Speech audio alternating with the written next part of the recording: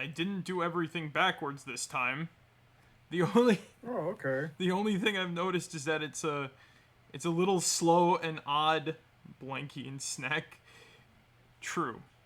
The only thing I've noticed is that it's a little slow and odd to like maneuver between two browsers to like use Twitch and like get everything out. Nah. Because my ad blocker died on the browser that I use Twitch and everything for, so I had to switch over to another one, and that's why we're able to get music without ads now. But Yeah. hi Char, hi CK. CK, thank you for the follow too. Tonight we're going to be starting one of my favorite games ever, which we should have started last week, I think, right? Or was last week when we finished whatchamacallit, Night in the Woods. No, that was the week before. Last week I think we just Thank you for last week we took that night off so you can do like some work for some project that you've been working on and whatnot. Oh right, I remember. And then Yeah, and Sunday. I also think that that's also the same time frame I was working on the shadow video and everything like that. Right. Yeah, we had to finish up on that, and then we have like a couple other things. But tonight is the real night we finally start Pikmin 2, a game that I've been prepping myself for by playing a remaster / remake from fans that made the game Oh, I easier thought and this was harder. I thought this was gonna be the regrown version and shit Oh no like no no that. no! We're playing the original now. Oh, okay. So all of my skill there is gonna go out the window as we return to the OG Pikmin 2 experience, All right. which I honestly remember a little bit better than. Okay, I like Pikmin 2 Regrown. I just remember Pikmin 2 Classic, I guess, better than Pikmin 2 Regrown because I've played this shit so much. All I know is that when we get up to it, the submerged castle is probably going to be. I only ever played the first all the way through. A smidgen of 2 with an old friend. Huh. I've never played Pikmin 1. I played Pikmin I 1. played the first Pikmin game. I've played Pikmin 1 as a. Okay. I played a ROM hack of Pikmin 1 and Pikmin 2. That came out like recently, right? Mm-hmm. But of all the Pikmin games, I've played Pikmin 2, which I love, Pikmin 3, which I'm iffy on, and Pikmin 4, which I think is pretty good, but I've not finished it yet because reasons. I've also played 2 ROM hacks, like I said, I played Pikmin 1 and Pikmin 2, which is a remake of Pikmin 1 in the Pikmin 2 engine, and I've also played Pikmin 2 Regrown, which is a sort of redux of Pikmin 2. Mm-hmm. So I fucking love Pikmin, but this game kicks your ass 6 ways from Sunday. I remember. Oh wait, is it just gonna start? Do I have to? Okay, no. Okay, good. I was about to say, like, did it just start? I forgot. Louie is a menace. Yeah. I love how the fandom made Louie like this freaking like crazy maniac, even though he's just kind of like a lazy, hungry bastard. He's just yeah. But I've played Pikmin 2 a lot. I've beaten it once and only once. And the second time I've gotten close to beating it is in Pikmin 2 Regrown. Mm-hmm. So normally when I play this game, I'm a reset fiend, okay? If I lose a Pikmin somewhere, I'm like, alright, I gotta restart this whole cave. I fucked up. Yeah. We are going to play this even if I get a Pikmin extinction. I do not care what happens. I've had to, like, beat myself and learn this down. So, I'm ready for this. I hope I do, like, some good amounts, because this is gonna be, like, a fun little game to just, like, play through and chat and shit like that through and whatnot, so. Mm-hmm. Yeah, like, the games gave him, like, little bits of, like, you know, funny stuff, but, well, here we go.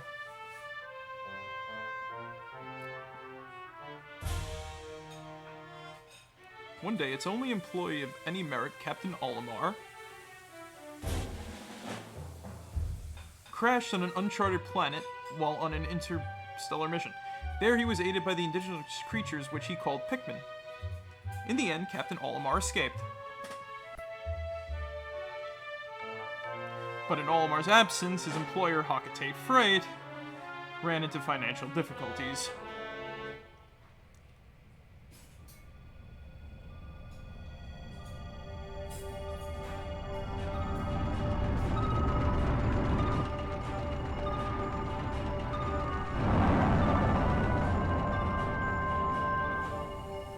Olimar.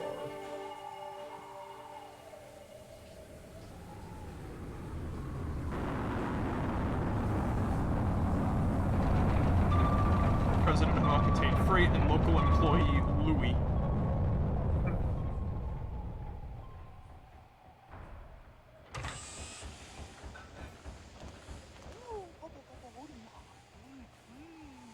Olimar, I'm so glad you're safe, very glad.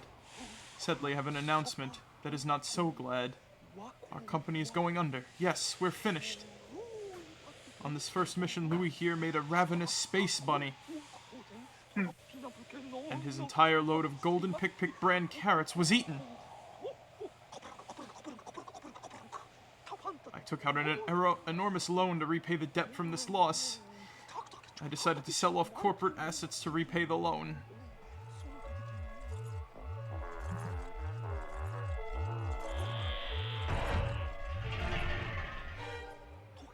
But the only asset we had to sell was your ship, the SS Dolphin.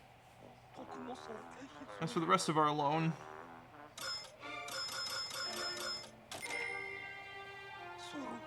we have no means to repay it.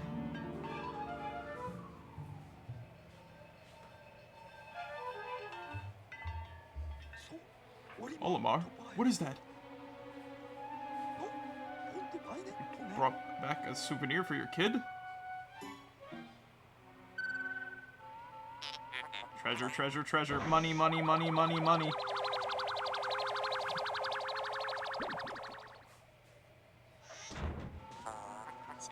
Initiating valuation of recovered treasure. The artifact is worth 100 Pokos. This thing is worth 100 Pokos? That's more than a year's salary. What? There are more on that planet? They can repay our debt. Louie, you dolt, look alive. You must depart immediately. With Captain Olimar.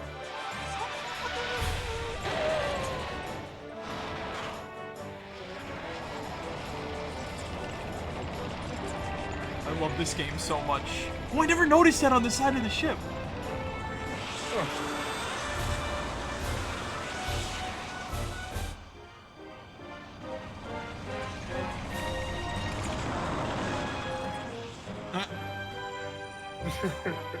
They avoided the asteroid this time. Yep. I had the idea to get a Louie plush and a bunch of Pikmin plushies and every day move Louie and remove a Pikmin and make them concerned or scared.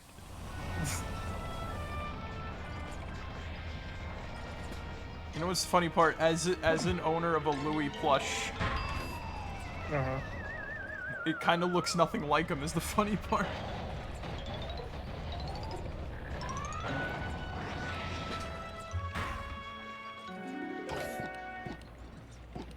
Oh no.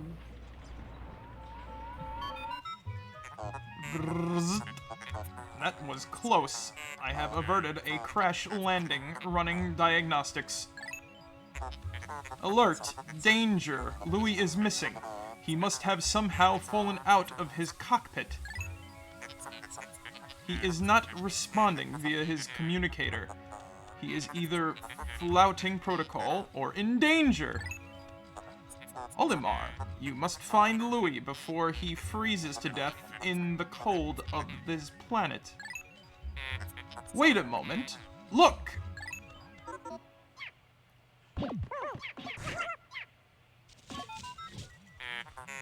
Could these be Pikmin? They look like they are about to be devoured as we speak. You must help them quickly. Press B to call them with your whistle, Captain Olimar. You can also hold B to make the sound of your whistle carry farther. Remember? Alright. Even though I don't have a B button on a PS4, a PS5 controller. Yeah. The Pikmin ran to your side. They seem to remember you, Captain Olimar. How fascinating. Give them instructions and do not delay. Hold A to grab a Pikmin and release to throw it. We have to go, unfortunately, we have to go through tutorial shit. Eat fucking shit.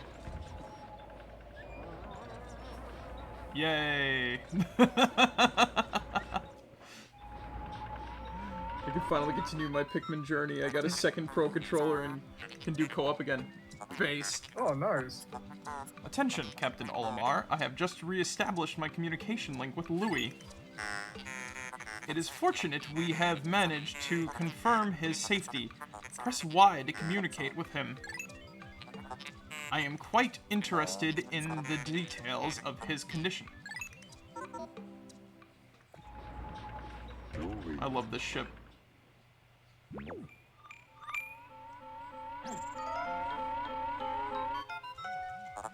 Louie, allow me to assess your condition. As per our safety protocols, are you at all injured? Is that so? Then my concerns are eased. Our communication link shows you are nearby. Can you make your way to our location and rejoin us? I will navigate for you.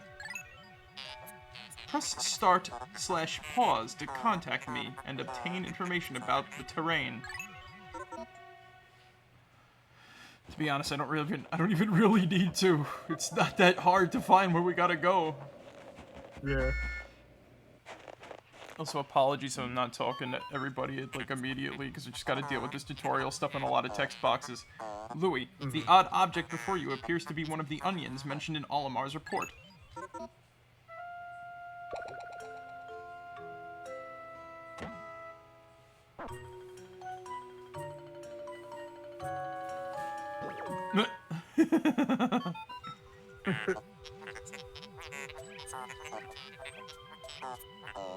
Got to 3, so I don't know much past 2. Fair. The seed the onion ejected had just sprouted. According to Olimar's report, it can be plucked with A.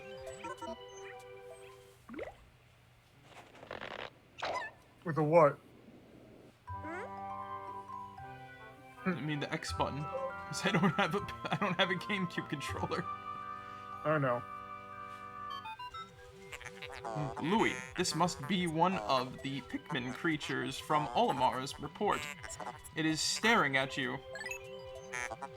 You can use C to issue objectives to your Pikmin squad, and even direct their movement. You can disband your squad with X. Interesting.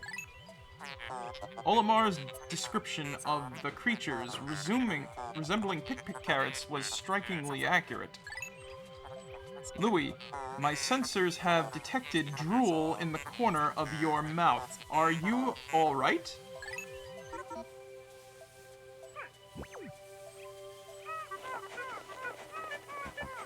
I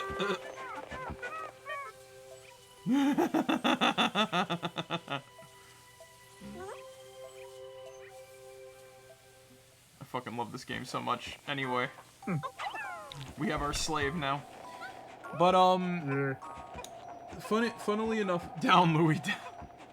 Heal!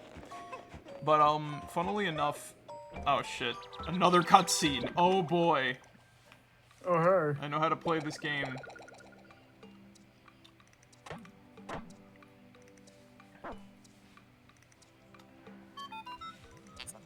The onion ejected more seeds. The pellets from that flower must hold nutrients that breed Pikmin. Yes, the Pikmin gather nutrients, haul them to the onion, and further propagate the species. The onion is a Pikmin mothership. Reviewing Olimar's report, it seems repeatedly tapping A lets one rapidly pluck Pikmin sprouts. Well, we don't really have to worry. Again, we don't really have to worry about that now. Right now, our objective is to... Our objective is to gather frickin' whatchamacallits. Go. No! Get up there. Okay, cool. Ay, basura. You know what, that's fine. They do that. They can do that. Yeah. I don't give a shit. It's just getting us more things, whatnot. Whatever gets us through the tutorial faster, I'm fine with. Yep. There's more Pikmin for us to use. Like, I could only imagine Louie wanting... Yeah. Wait, I just realized something. Oh yeah? Pikmin 4, right? Brought the Piklopedia back into the series after Pikmin 3 removed it. Though technically, like the whatchamacallit of Pikmin 3 brought it back, the Switch version. Yeah. But the thing is, though, is that Pikmin 4 has like Louie's notes, and the fucking for the first time ever, the Pikmin are in the Piklopedia. So I wonder what his thoughts on eating the Pikmin are. That's... Huh. Perhaps this object is one of the treasures that we are searching for. The only reason we found it here is because this is where you crash-landed. How fortunate. I would like to appraise it, but you must regroup with Olimar first. Can you see him? Press L to move the camera behind you, R to zoom, and Z to change angles. None of these controls work properly because, again... PS5 controller and all PS5 control. Man, when was the last time we didn't have a game tutorial? So we got about... And we just got just enough. Yeah. There we go. Yay! Olimar's so happy he does a flip. Captain Olimar, Louie, you are reunited at last. This has been a troublesome start to our trip. But now you must feel assured that your combined wits can get you through anything, correct? From now on, use B to form a single group, X to take solo action, and Y to change leaders. Thank you, ship. Anyway, Pikmin 2, start game. We don't need to do much. I'm gonna even need to break this. Yeah, no, there's no way on day one. There's no way. There is no way on day one we'll be able to get through that. But yeah. We're gonna have to get that though in a sec. Oh yeah, this very convenient product placement. The Duracell battery. I mean, you could call it product placement, but it really does help sell the fact that this is like blown up Earth, you know? Yeah, you just see like the remnants of Earth and whatnot. It's just like a Duracell battery and a fucking Nintendo GameCube. And a, you know. In Pikmin 4, there's a game, so you get like multiple Game Boy treasures. Yeah. They all still work, miraculously.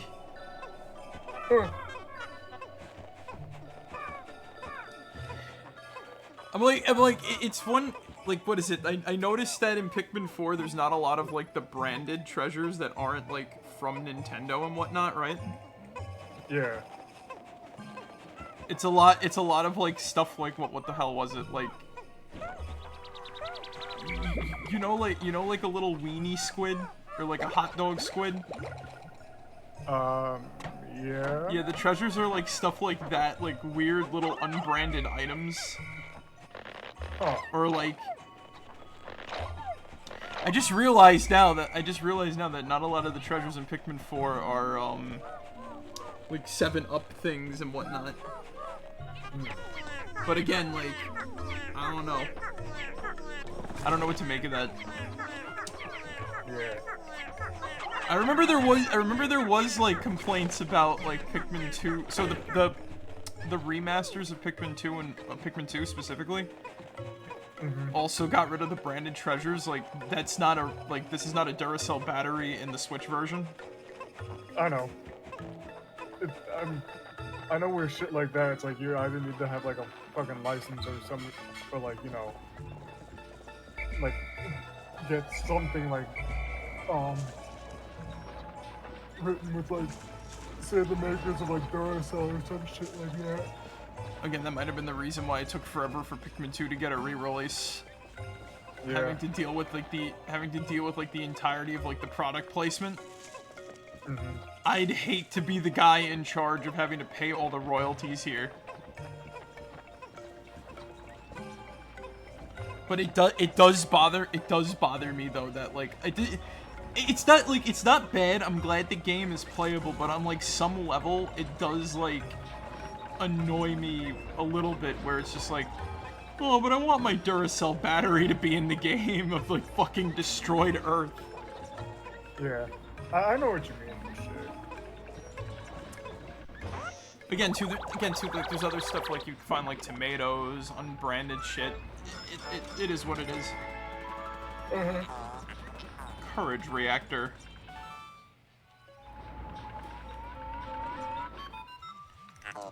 Our first day of exploration has yielded our first treasure.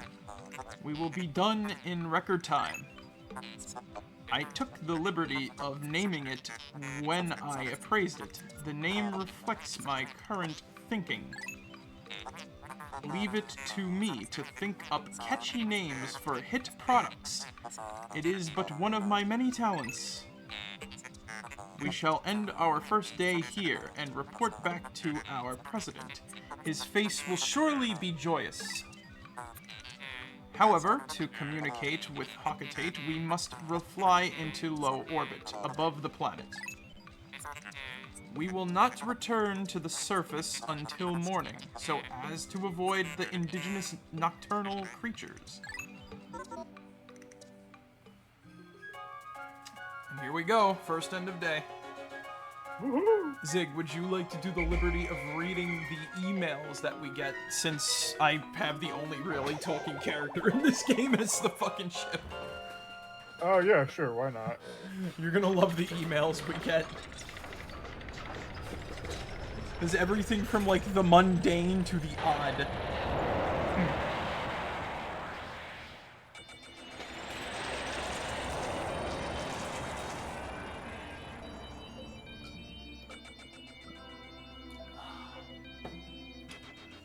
Man, I was thirsty tonight. I should really, that was like 280. Oh, alright. Yeah, that's gonna be more. It's gonna be somewhat more important later. All right, here we go. You found your first bit of treasure. Fine work. Our future depends on your efforts, so check your treasure hoard regularly. I'll check in often. Keep up the good work. Of course, we're gonna save right now. Yeah. Mm-hmm. But yeah, now like, now we can actually play the game and we hear like the great map theme. Yeah.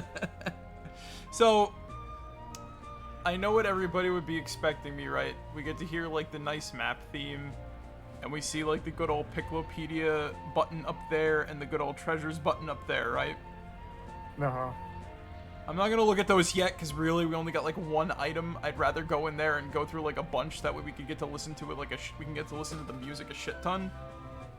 Sounds good to me. I want this to be like the full experience, so we'll get little bits and bops as we go along. Alright. But as we should go back to the Valley Repose, since it's the only place we got, and honestly, I want to get to like the next areas so that way we can actually do shit.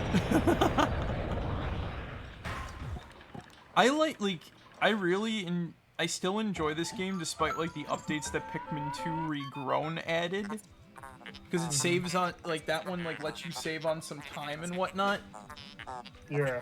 But otherwise, like the game itself is still pretty much mostly the same. Good morning, workers. Ready for another day of toiling for the profit of your company? The Pikmin seem to still be asleep inside their onion. What lazy creatures. No wonder they lack survival skills. Stand beneath the onion and press A to call them out.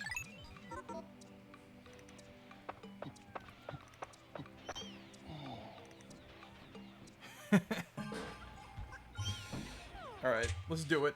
We have only one type of Pikmin. So this is all we... Just one, so this is all we need to do our daily bread. Yep. Alright, so... Toil! Oh, whatever. Toil away. Toil. Toil, you little freaks. No, they're just little helping hands, Marek. They're little helping hands. They're all Steves right now, okay? Yeah, but they'll grow into like some fine, workers and everything like that. You know what I mean? I mean, they better. It's either that or they get thrown into the grinder. And the grinder basically being just all the creatures that come out at night to eat them. God damn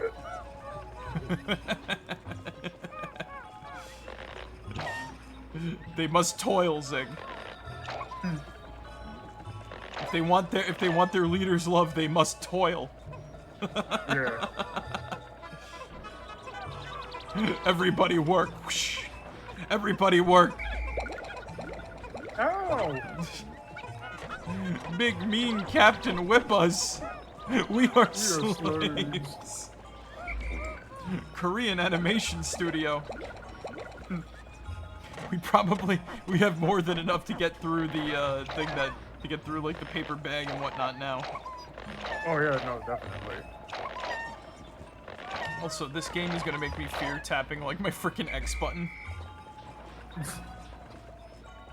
Again, like Pikmin 2 Regrown did it best with like the whatchamacallit. Uh-huh. You just hold the button down and there you go. Yeah. So we're gonna get into combat real soon here.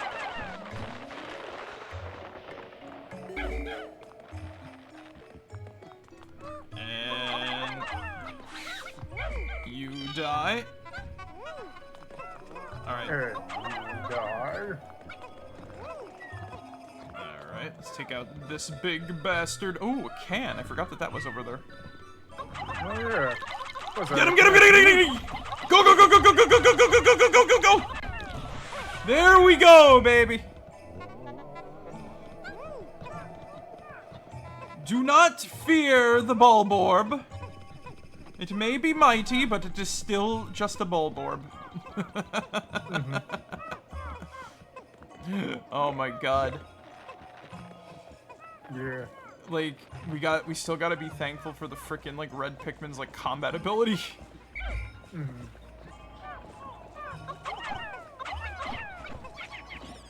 Like legit. Yeah. Like legit, these guys are fucking the best warriors in this whole game. Well, next to the purple Pikmin.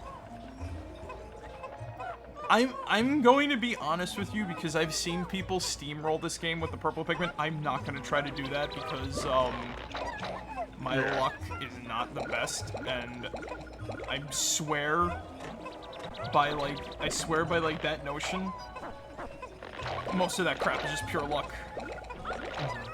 So I'm not even going to attempt it. I'm not even going to try.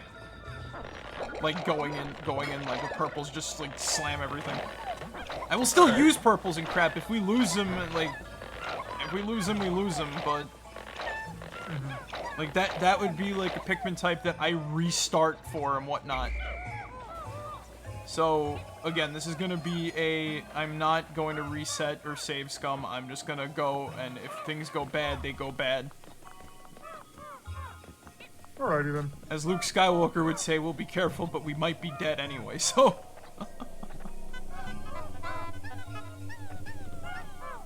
Alright. Wow, for real? Oh. We need that many on that thing, really? I guess so. Alright, you guys. break down this wall. I'm just glad we got that thing, though. Yeah. I forgot that the can existed. I thought that...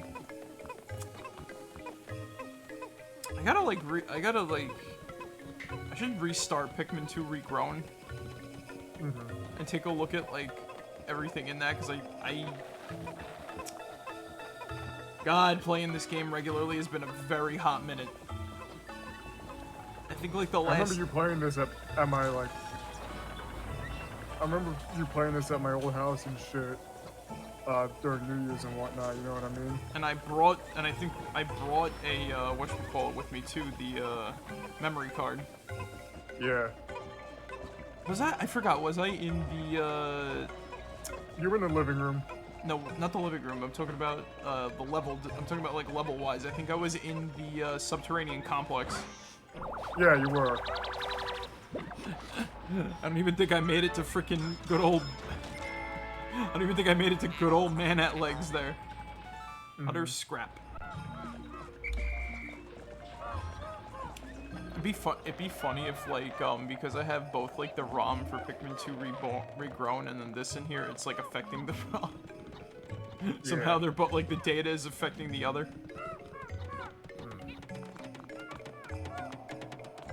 Alright, go, go, go, go, go. We're almost there. You got this. Go, you Steves! Keep toiling!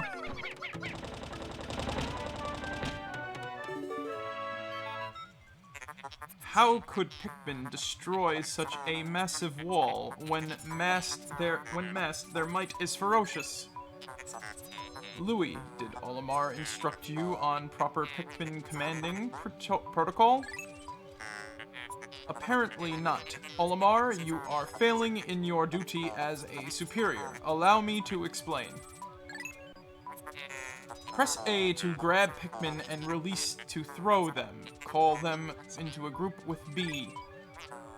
Press X to disband the group. Use C to issue orders and objectives to the group.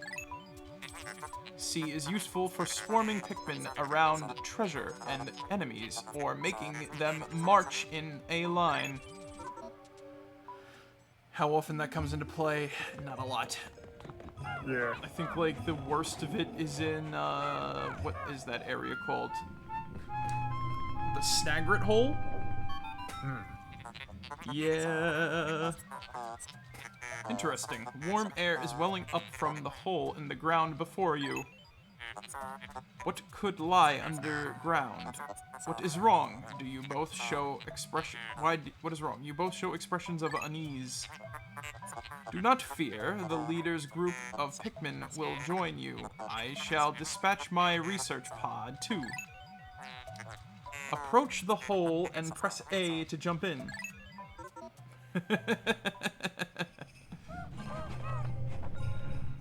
Alright. Let's go. Let's do this. You know what's funny about this whole scenario as well? What's up? I've seen a ROM hack for Emergence Cave, right? Uh-huh. It adds something from later in the game to it to make the purples a bit more prominent. Yeah? Yeah. It is very odd. Intriguing. My heat sensors indicate that this hole's interior is warmer than on the surface. Analysis suggests subterranean areas may support different life forms than the surface.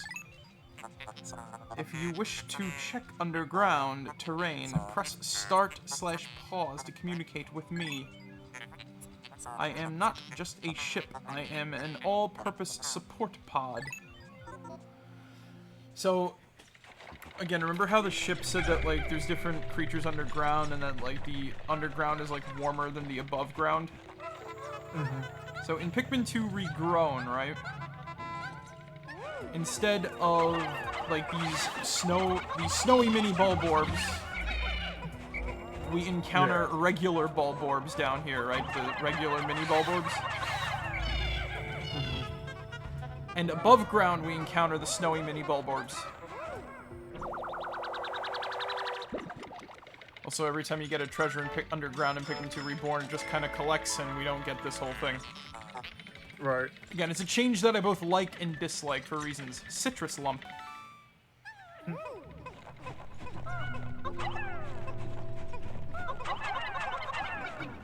Basically, it just basically the mod provides, like, better context clues for, you know, everything going on.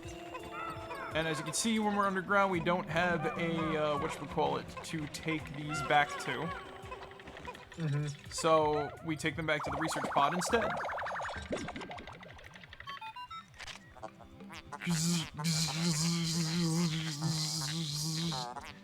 How can you possibly consider this beast a treasure?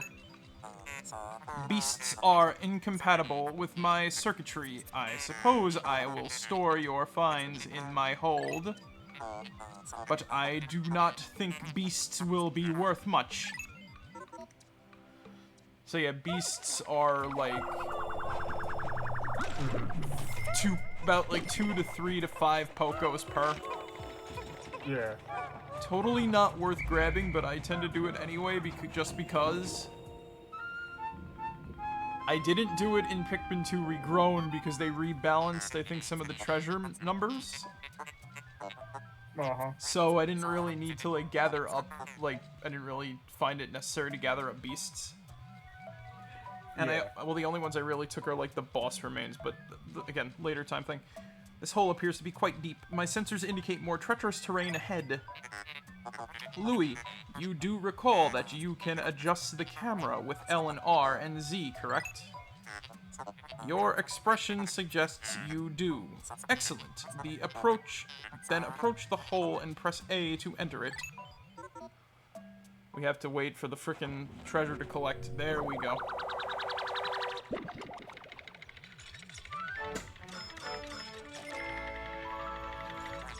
Quenching emblem. And there we go, we got a little 7-up thing. So if you hear that noise, it means you've gotten all the treasures on a sub-level. Even before we get the treasure scanner and whatnot. So that treasure scanner is good, but even before you get it, you could still at least know what you're doing. Again, too, thankfully, Emergence Cave isn't that long. We're almost done with the tutorial, and we'll get to the actual area. Oh, no fucking way. The final floor.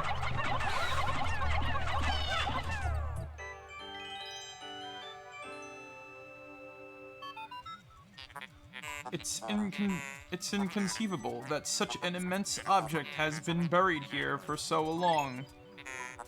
The design on the outer shell resembles the surface of the planet as seen from space. Perhaps this can be used for something other than salvage. But how will we ever lift it? I fear that even 100 red Pikmin will be unable to lift it. Thankfully for us, we're gonna make another discovery very soon.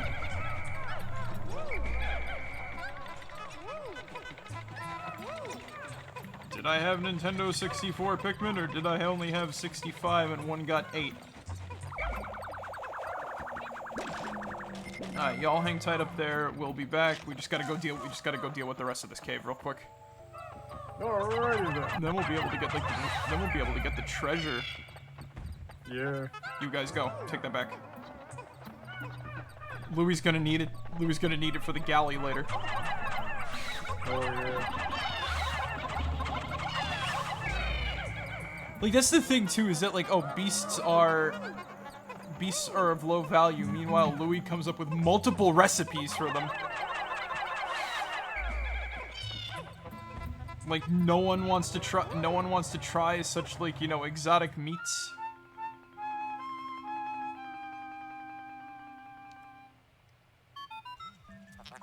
Astounding. A flower blooms in a cave deep beneath the snowy landscape.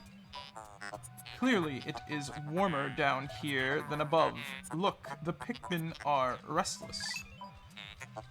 They look as if they yearn to be tossed into the flower.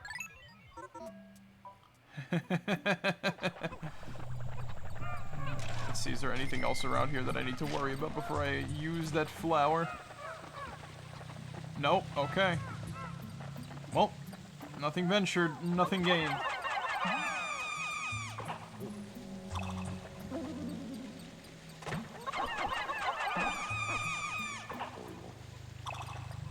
Also in Pikmin 2 Regrown as well, instead of only getting 5 Pikmin out of those, you get 10. Oh, okay. Yeah, so you get about like 20 purple Pikmin to start the game instead of only 10 of them. Joyous.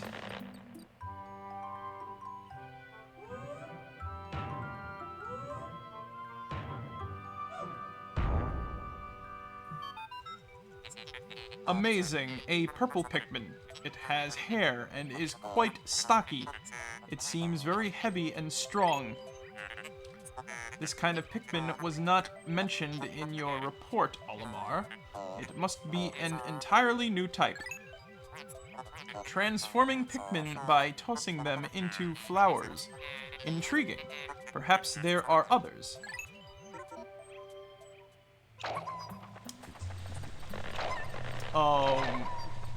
Of the Pikmin plushes I own, I do own a purple Pikmin. I think I had seen that one before and shit. It is fun to mess around with because it's perpetually a bud Pikmin. Mm-hmm. So when you like smack stuff with it, it's like it's like smacking it with like a fucking whatchamacallit, a wrecking ball. That's pretty funny. Again, the Pikmin plushes are like really good, especially for like their sizes and whatnot. I'll exploit 100. Oh yeah, we need exactly 101 Pikmin to carry that thing. Hey, you guys, get to toiling. You can't let your other you can't let your other brethren just stand there. Go.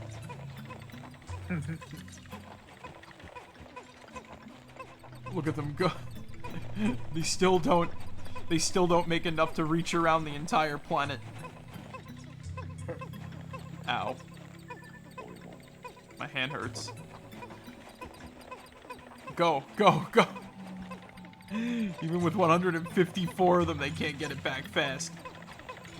Faster! Whoosh! Faster! Whoosh!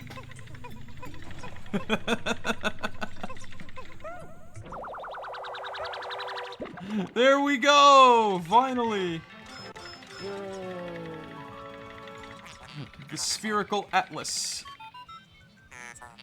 There is a device resembling a microchip embedded inside the sphere, retrieving data. Error. I could only decode a portion of the data, but I did retrieve new geographic charts. I will input this data into my planetary database and name it the Sphere Chart. Press start/pause to contact me and access the Explorer Kit on the radar screen with L. Now that we have this new data, you should explore the decoded territory tomorrow.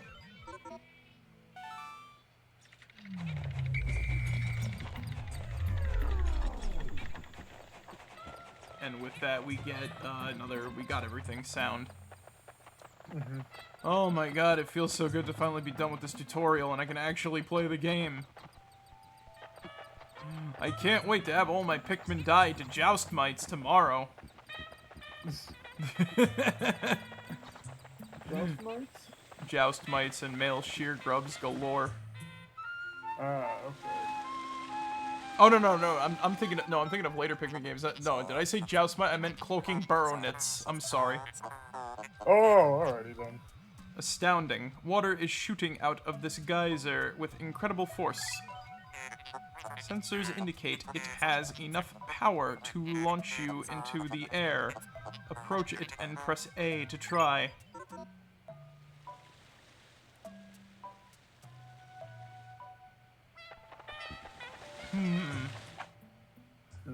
Let's ride the geyser, baby. Woo! Yay.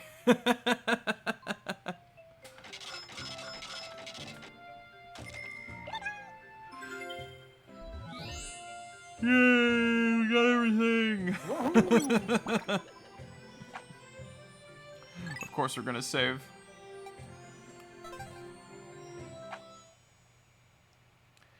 What the hell bad would happen if I didn't save? It's like the end of the day anyway, so.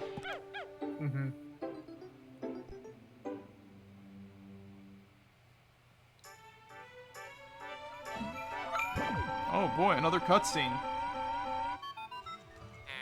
You have successfully returned the planet's surface. Returned to the planet's surface. Excellent decision-making, gentlemen. We must celebrate your first successful spelunking expedition. You've gathered a large amount of data that needs in-depth analysis. I shall send a report back to the President tonight detailing your progress.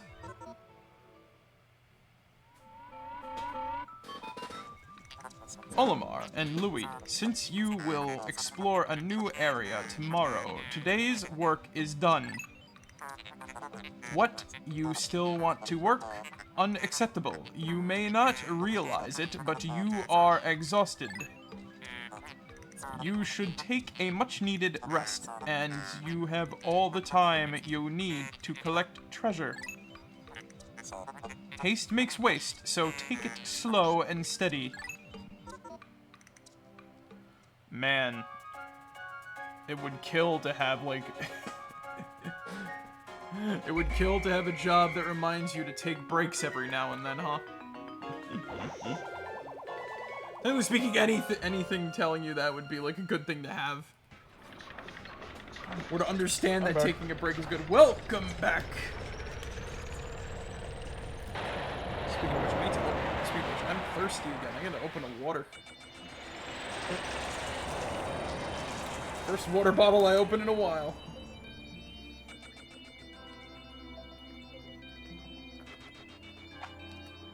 Usually drink from a glass, but I gotta get my microplastics somehow. We made 22 Pokos off of the beasts, but look at all that treasure we found.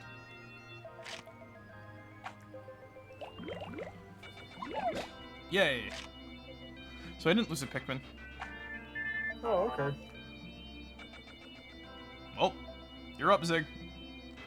Oh, yeah. Baby steps first, Olimar. Plan well and don't worry about me. Our debt with Happy Hocotate Savings and Loans... Our debt is with Happy Hocotate Savings and Loans, after all. Besides, there's nothing... What does that say? Left to repossess. There's nothing left to repossess! So, ha! And ha! Happy Hocotate Savings and Loan.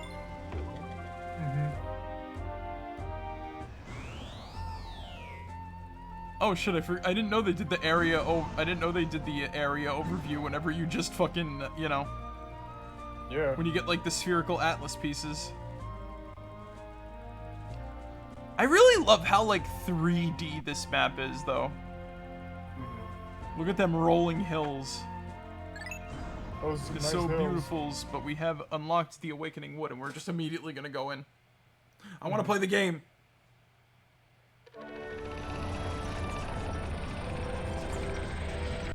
Oh man, look at this beautiful place. Ain't it purty?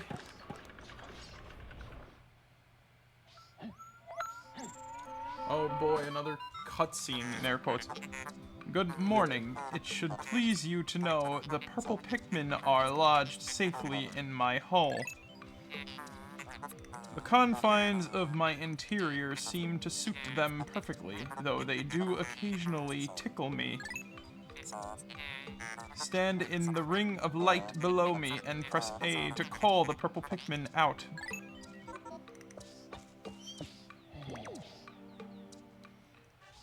ship is such a mess, it looks like a fucking... It looks a little bit like a garbage can. Alright. Oh, boy. So we got a day. Alright, Louie, come on, let's go. So let's see. You know what? Oh, boy. So much to do. Louie, has Olimar instructed you on the peculiarities of Pikmin creatures? The Pikmin form groups based on color when disbanded with X. Grabbing Pikmin with A will also cause them to group by color. Now for the bonus lesson. After grabbing a Pikmin with A, you can press left or right on the D-pad to swap it for another color. This is the first time you have heard this, Olimar. Remember to properly train new employees. I hate the way that they like emphasize that like a fucking carrot. Eat shit. You gotta do it. Eat shit. Eat fucking shit. Yeah, they can take him back. Things just feel like they don't die instantly. Yeah. No! Kill it! Kill it! Kill it! Kill it! Holy crap! Woo! Alright, that was too close. Too close for comfort there. Alright, go get that treasure. Get that demon! Get that demon! Alright. Ain't that a strawberry though? Shh. It's a strawberry flavored demon. Alright. He was my... Okay. Female shear grubs, these are no... Female shear grubs, these are nothing. Don't worry about them. They are fodder. It's the male shear grubs you have to worry about. So, they don't like do this... They don't do this in, like, gameplay. But if they ever became, like, a sheer grub, just fucking worry. I mean, not a sheer grub, a sheer wig, my mistake. I see. Oh my god, we only need to collect 9,000 after we got the Sunseed Berry. 10% of the debt recovered, holy shit. Only 9% Whoa! more to go. That is a iridescent flint beetle. Oh yeah. Oh. Oh! Get over here, get over here, get over here. No, you fat bastard!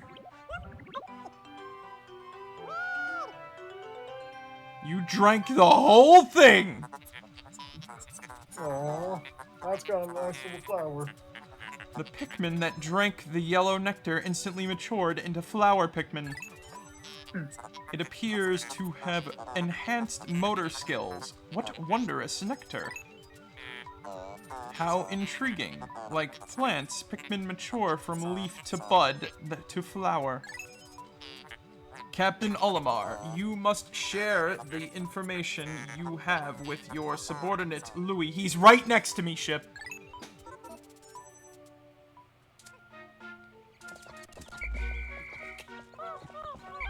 Alright. Let's see. Whoa. Alright. Get over here. Oh, the beetle ran away. Alright, you know what? I just wanted to do my thing. I'm a iridescent beetle. I just wanted to play me drums. Is that like a... Oh! Please, please drop nectar. Please drop nectar. Please drop nectar. And it's on a fucking... whatever. I can also control them to do this. But, that's time consuming. Get over here!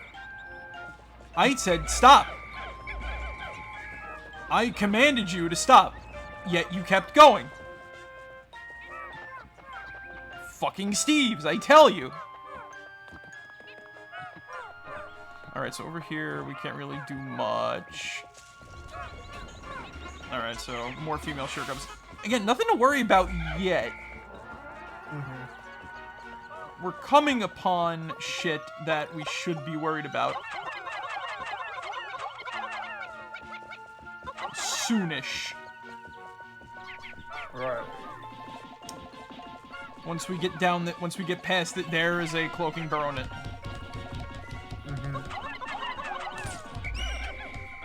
Alright, you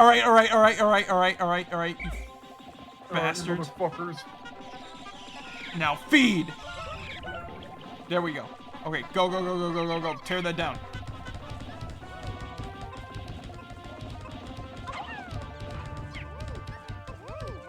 Alright, gather them berries. Yep. You there. Get over here. You grab that berry. The rest of you, attack!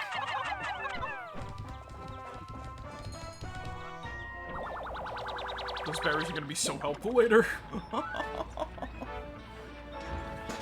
Oh god. Astounding. This red berry contains an ultra-spicy essence. It does not appear to have any monetary value, but I shall research potential uses for it. Bring me another specimen. I'm gonna bring you about 10 or so after this is done. Alright, so they're whacking their... Oh, okay, so you see here? Pikmin left in the ground for a time will automatically mature into buds and flowers.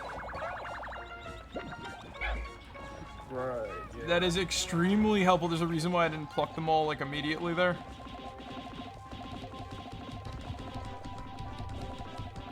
It's sort of like a risk-reward kind of thing. Oh, yeah? Yeah.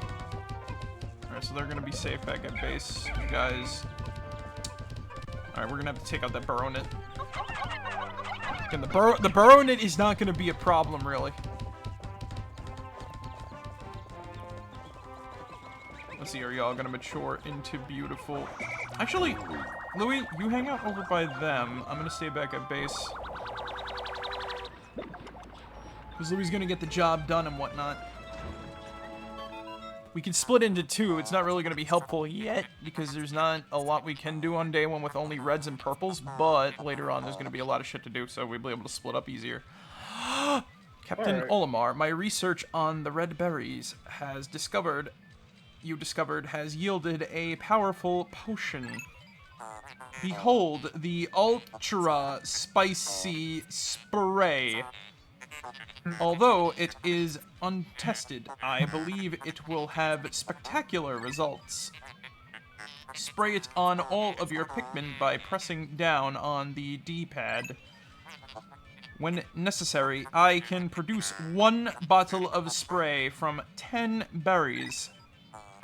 Press start/pause to contact me and confirm your berry count. Look at L on the radar screen. Oh. Pickles. I'm probably gonna have Olimar. Farm them berries. Alright. They've eaten the member berries. You know what? You know what? Fuck it. Oh. Maybe I should have waited a little bit, but I don't know. Oh well. Yeah, they're buds. They'll get the job done. Yeah. Plus, they'll bloom one day. One day. I'm gonna find some nectar and they'll be fine. You don't want Steves for long. That's all I gotta say.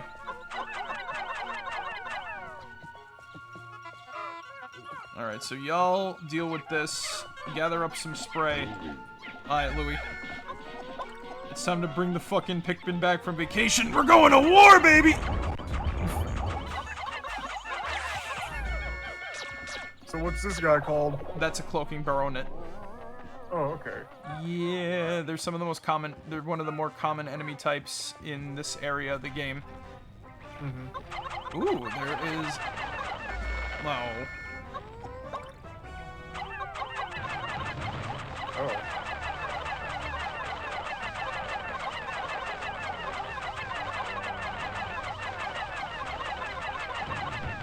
Turn over, baby. Turn over. Come on. Come on. Now.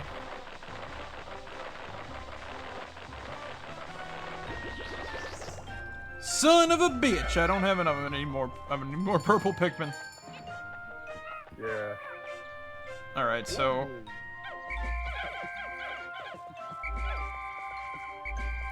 we got 2 bottles of spray. Alright, so... right now would be like a good time for the color-coordinated attack thing. Whoa! Oh, God! Oh, shit! Creeping chrysanthemum! I meant to take that thing by surprise! I forgot it was right there! Oh, fuck. Alright. With my 10 purple Pikmin... Alright, here it comes. Alright, I'm ready for this bastard. What the fuck are you doing? Come on! Free lunch! Right here! You fail! Go! Attack my pets! Kill it!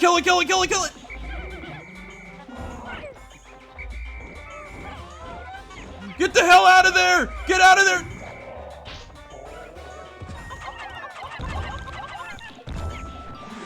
Somehow we beat it! Alright. We fucking did it. Alright. Is there any other threats I should... oh, hey! Alright. Louie. Get the red gang over here. We're going spelunking, baby.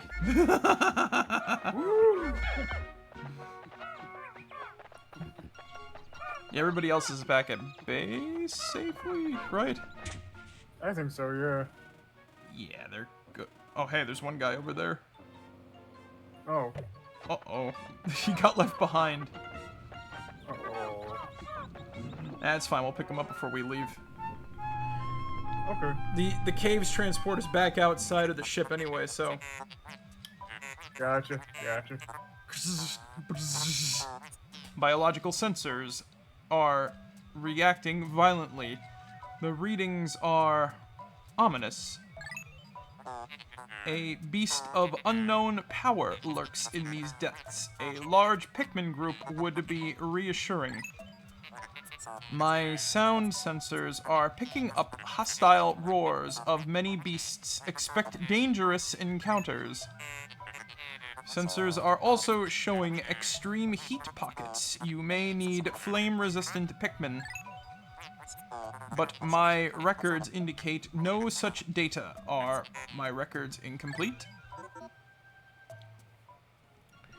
Basically, he's saying that he doesn't know if, like, he doesn't know if there's a flame-resistant Pikmin type, which are the yellows. Right. I could probably beat this with about, like, 79. Again, I'm not too worried about this. These are, like, the early caves. If this was, like, Hole of Heroes, right? Yeah. Like, hell, you're honestly better off going to some caves with, like, less Pikmin because you get the Bulbmin, and they're better to, like, sacrifice to, like... They're sort of better to sacrifice to the, you know... whatchamacallits, right. so that you can take them with you. The hell do you call them things? I think I could forget about, like, the sheer grubs. The candy pop buds, that's what I was thinking of, the flowers. Oh, okay. Because that way you're just, like I said, you're just able to take them with you. Ah, males! Yeah. No, get off of him!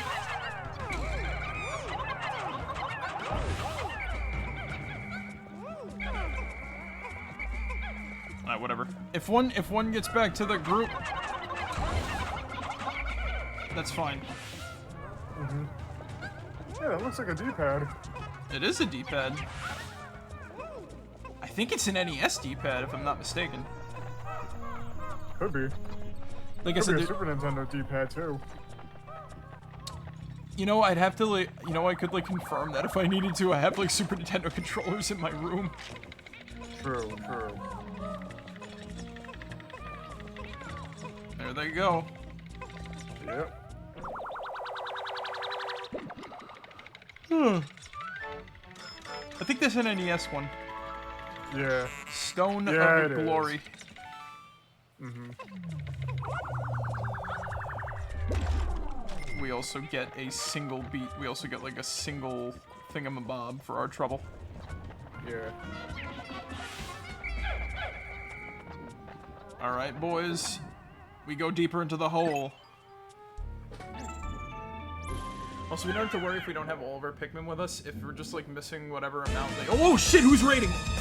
Piper! Piper! Holy crap!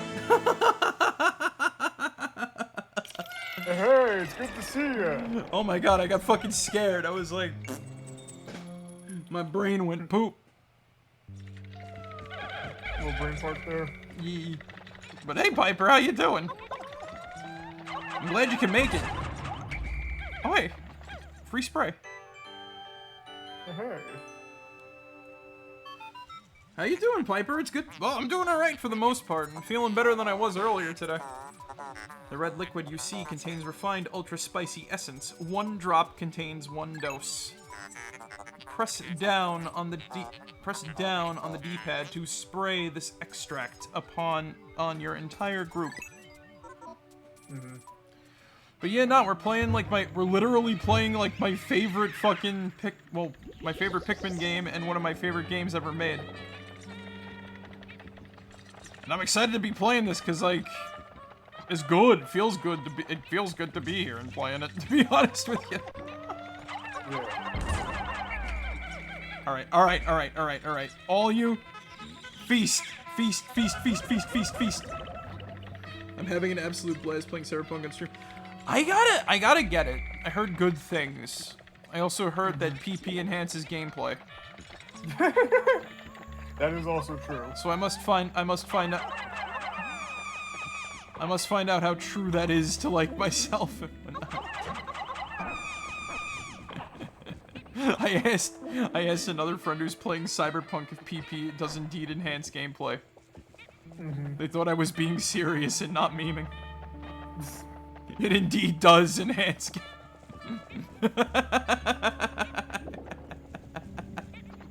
You know, if we ever get it, if I ever stream Cyberpunk, I might as well make a well-endowed male character. Perk points are a real thing. Of course they are. Perk points. You can say that again.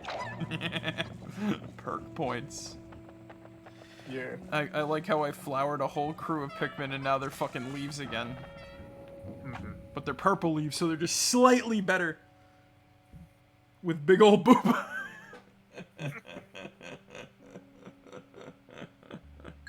There. Now it's art. Ay. Yeah.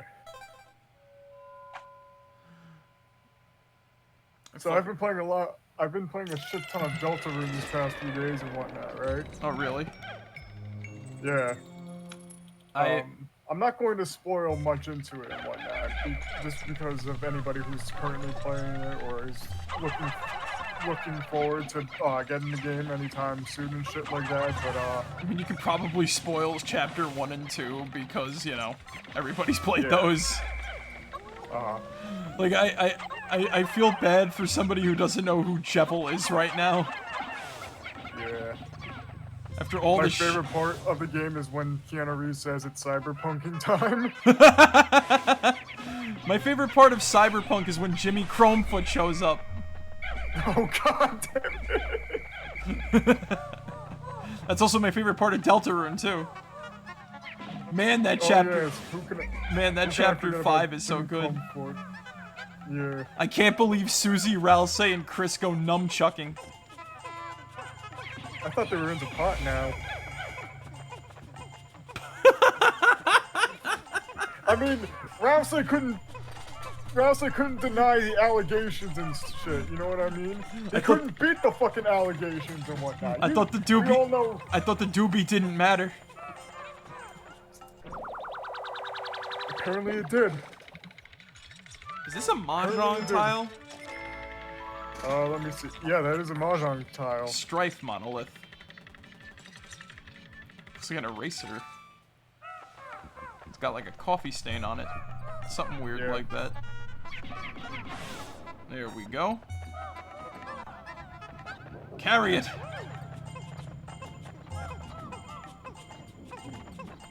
An NES disc. Or an N64 disc. No, that's a Famicom disc. Right, that's what I meant to say, a Famicom disc. Yeah. But yeah, nah, like, I said earlier when I was like taking a walk and got caught in the rain, that, I'm both happy and upset that I didn't get it, that I'm not able to play Deltarune right now.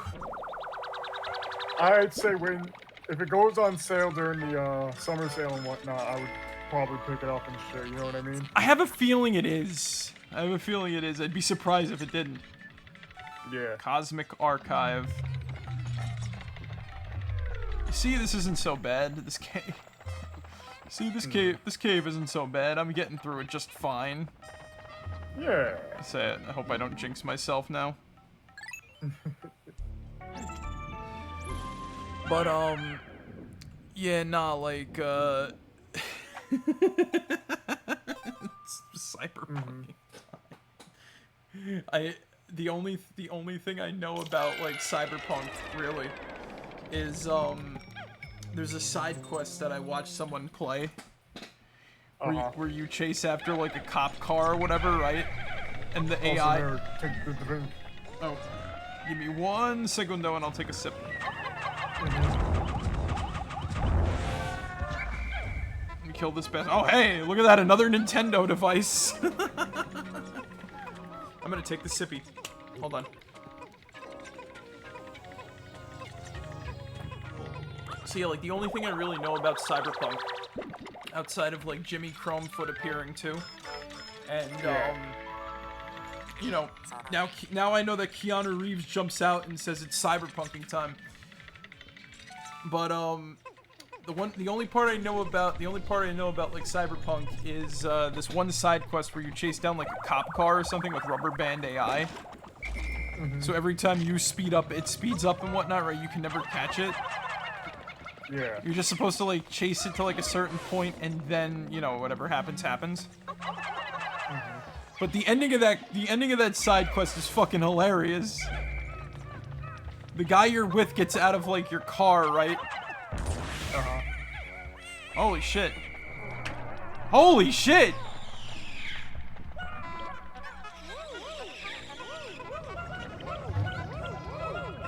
That's enough fucking...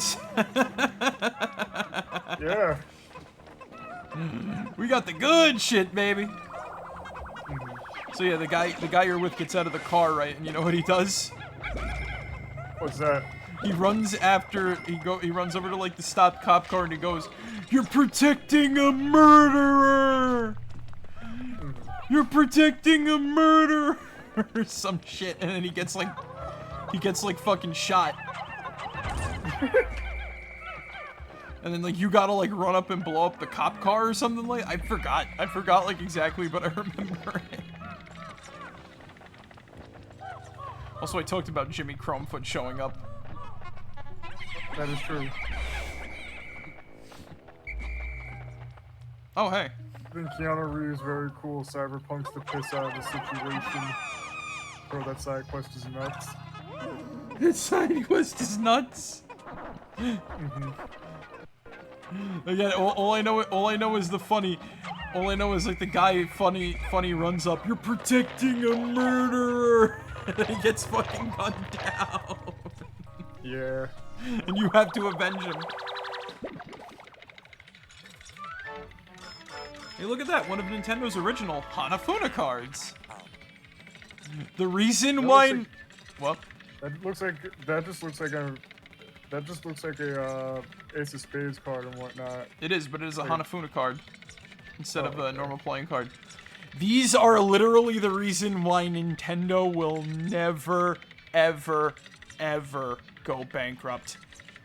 Guys, especially those that keep calling for Nintendo's downfall, I'm not I like Nintendo, but I'm not a fanboy. I just know that they've been around since the 1800s. They are never going to go away. They're older than Disney. Yeah. Again, too, remember, in Ghostbusters 2... Okay. I made a funny discovery, because I watched, like, Jaws the other day, right?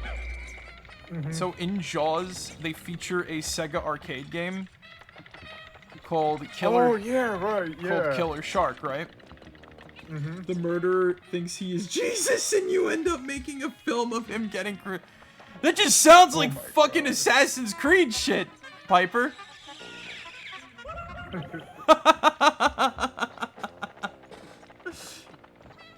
That just straight sounds like Assassin's Creed shit. But, what was I saying? So, yeah, like... Oh.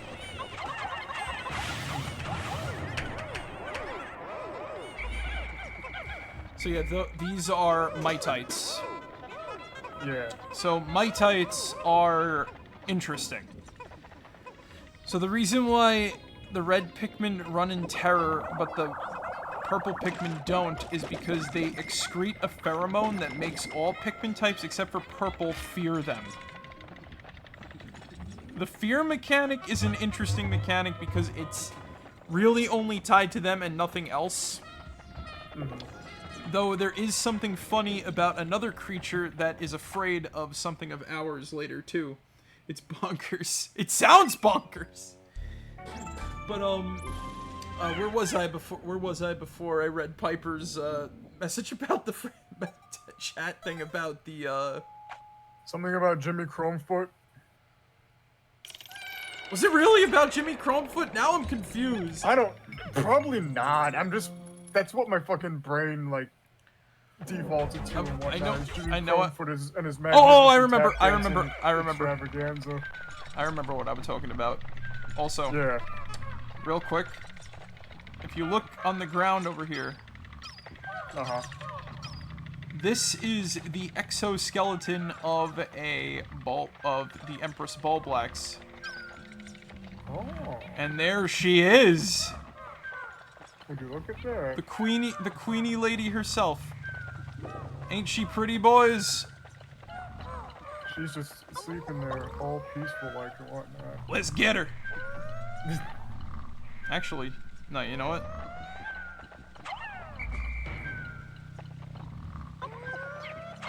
Fuck it! Charge! Get out of there! Oh gosh, she's rolling. I've never lost a Pikmin to this fight. I will be damned if I do now. And I've never reset this fight, too. Huh. Get out of there! She's angry! Jimmy Chromefoot spent 5 nights at Freddy Fazbear's and Keanu Reeves' very cool guy Cyberpunk Freddy Fazbear. Keanu Reeves' cyberpunk adventure. Also, if you look underneath the queen there, yeah, you see all of the things she's crushed to death under her massive bulk. I can see that. My brain is soup. So is mine. Piper, I think you're going a little like cyber crazy there, or whatever it's called. Cyber crazy in cyberspace. Cyber psychosis. Piper, you're going cyber psychosis. How bizarre. This device is emitting black light. It must have been ingested by that creature. What an absolutely repulsive life form. Our return to Hockatate cannot come soon enough.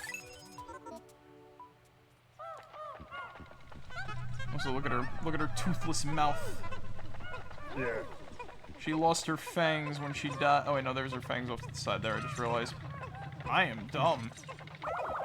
Anyway, she's worth about 15 rubles. I mean... she's worth 15 Pocos. Yeah. Cyber silly. Piper, how many rubles do you have in fucking Cyberpunk? prototype detector. I believe this is another Nintendo-made product. Oh yeah, that's the love tester. The love tester. And you know what this does in game? What does that do? So, okay. So you see how it's sort of like, you know, going up and down there? Yeah. So it's allegedly it's going haywire due to radioactive shit. Mm-hmm. And this is used to detect treasure. I see. This contraption seems to react when it approaches treasure. I will connect it to my radar. Processing complete. The treasure gauge is now fully operational. It will now appear on your monitor. The needle will move right as you approach treasure. There's also creatures that can fuck around with it and whatnot, so it's nothing too crazy, thankfully. Also, it makes extra noises when you complete it. When you complete a whatchamacallit. But yeah, as I was saying, right, so in Jaws, a Sega arcade game appears in it called Killer Shark, right? Mm-hmm. Now, I never knew that was, you know, I never knew that was like a Sega arcade game. I only found that out recently, right? Yeah. And I was telling somebody else about it, and I pointed out the fact too that like it's not like whatchamacallit. It's cool. It's cool. It's nice to see something from Sega in a movie for once, right? Mm-hmm. But I said like I mean it's not like it's notable, but it's not fucking like for example it's not like for example fucking whatchamacallit. Yeah. Like in Ghostbusters 2 where they literally control the Statue of Liberty with a NES Advantage controller. Mm-hmm. And then on top of that too, they refer to Super Mario Bros. By name.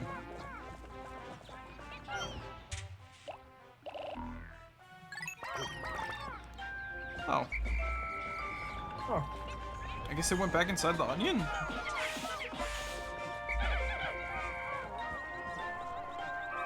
Damn, Pikmin, you crazy. Oh yeah, I guess they do. So, the treasure detector is going off, and I can't really get that right now. I can't reach it. Yeah. So, I'll worry about that later. I can hear the splashing of... Oh, I can't even go there, neither. Oh, shit, wait. I know what I can do.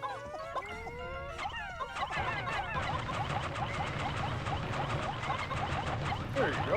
We have enough! Woo! Get him! Get the fucking burrow in it! Oh, hey. Our first sight of other... Oh yeah, the blue, whatchamacallit. Our first sign of... Well, also yellow. Also a yellow pellet, too. Oh, yeah.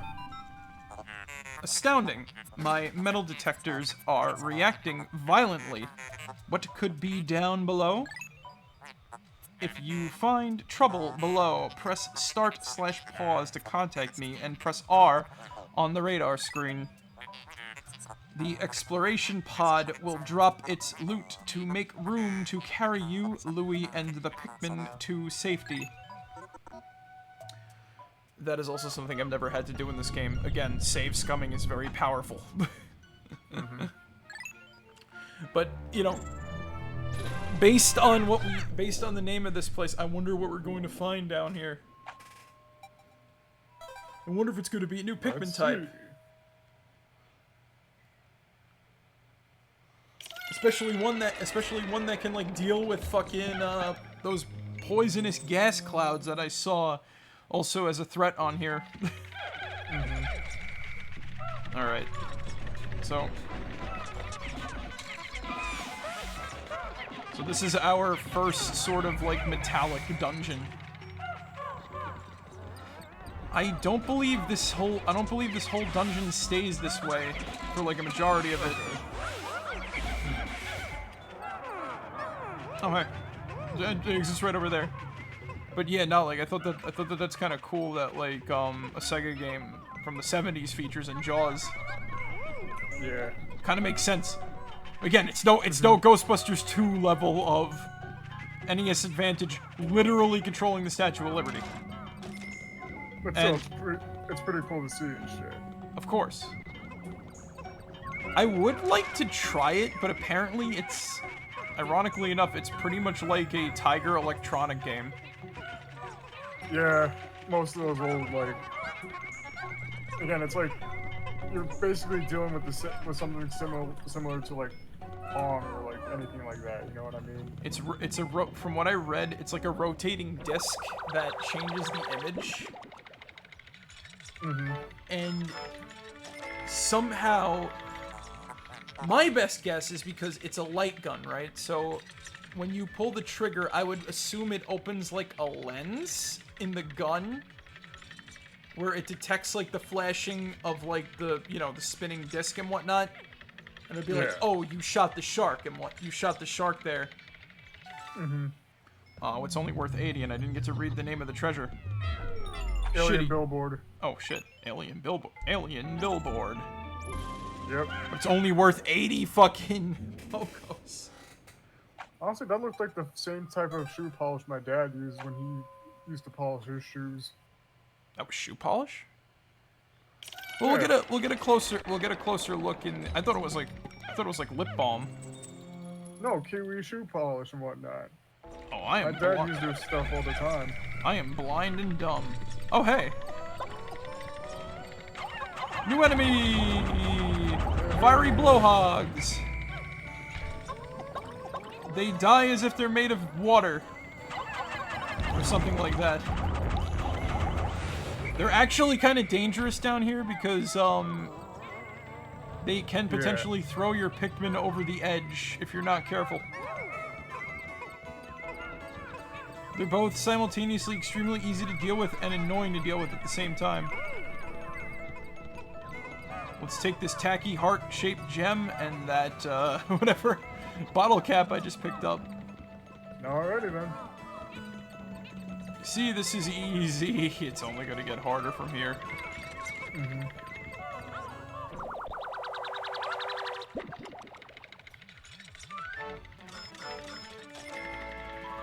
Dr. Pepper.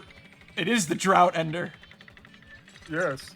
In all fairness, if I was stuck in the desert and I had no Dr. Pepper, I think I'd wait for a Dr. Pepper machine to show up. Turns out it was RC Cola. You know, I would be willing to try an RC Cola. I wouldn't mind. It's actually owned by the same people who make like Dr. Pepper and whatnot. Petrified Hearts of the Coca-Cola Company? No, the Dr. Pepper Snapple Group. Or is it Dr. Pepper Keurig now? Yeah, Dr. Pepper Keurig. Keurig Dr. Pepper. Dr. Pepper Snapple. Dr. Pepper Snapple Group. That was their previous name and shit. Snapple is pretty delicious. Yep. And you get those pretty cool fun facts on the, whatchamacallit. Do they still do that? I have no idea. I haven't had a Snapple in forever. I actually not, haven't had a Snapple. I've not seen Snapple in forever neither, too. Like, the last I remember them, you know what they did? What? They removed the plastic wrapping on the top of the bottle. So they just made it like a twist-off one. Yeah. Also, you see that? You see that right there? Mm-hmm. That's like a little processor, but it's technically a plant. Oh. I've never read the lore on those things. I'm curious as to what they are, so I'm definitely gonna check that out. In the probably some weird diode that gets its electricity from the ground and whatnot. You know what I mean? It's a diode plant. Yeah. How can a flower so deep underground bloom so robustly? How mysterious. This place is conspicuously warm. Could it act as a kind of hothouse for foliage? What an interesting development. The Pikmin look as if they long to be tossed into the flower. The hothouse. Oh The no. hothouse. Wow, that was a fail. That was almost a fail. Yeah. Oh my god, get in there! I'm just trying to be careful not to throw the freaking...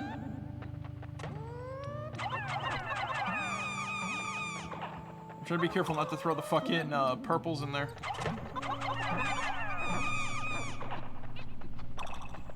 There we go.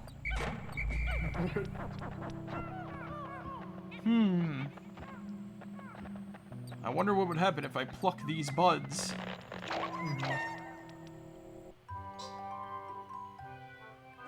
Oh, it's so cute. Look at them big old eyes. Incredible. A white Pikmin. It is tiny, but looks distinctly swift. Its eyes are unseemly red. This type of Pikmin was not mentioned in your notes, Olimar. It must be an entirely new type. Our data record on this type is a blank page, since a certain captain never documented them. You must experiment and make detailed observations for the benefit of future generations. I mean, what future so in a perfect universe, right? What future generations would find themselves trapped on this planet exactly? Yeah. I mean, it's a good survival tactic to understand the things that are on this planet that you can have like a mutual relationship with, I guess. Oh.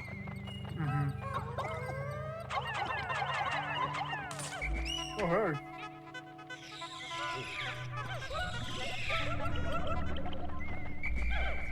There we go. All but a few, but that's fine.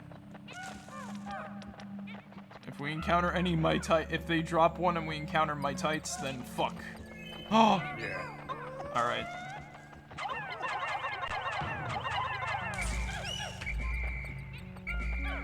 Alright, everybody, gather around, gather around, gather around, gather around. You're all going to partake of this feast. There we go. Perfectly balanced. You have the power. There we go.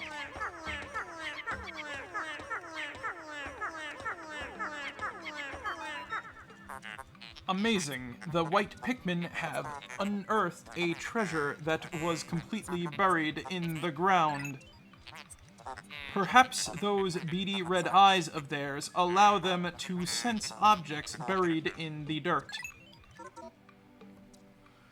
So the two Pikmin types that are really good at digging are white Pikmin and yellow Pikmin.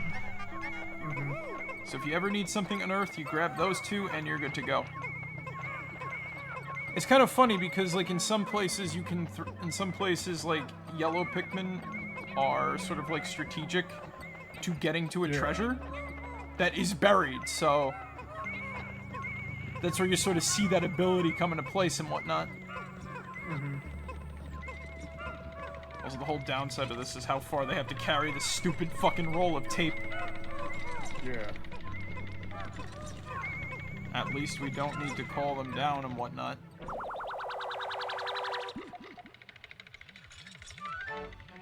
Yay! Gamma tape! Super stick textile. And it's worth a good amount of treasure, too. Alright, sweet. So let's get down to the next sub-level. Is there a boss in this state?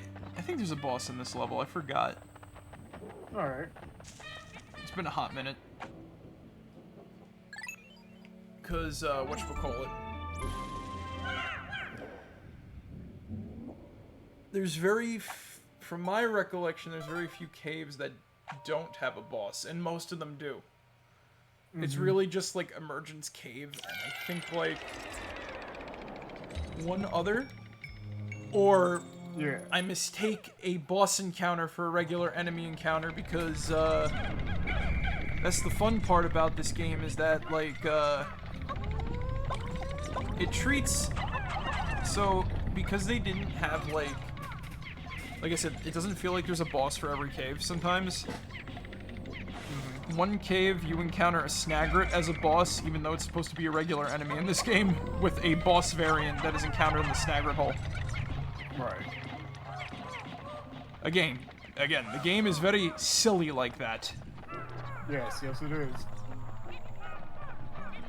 Good game with oddities and quirks, but honestly, the entire series has like those weird oddities and quirks. Because I've encountered moments where... Actually, just right now, we're going to encounter a moment where something funny happens in terms of, like, having to get a treasure. Yeah.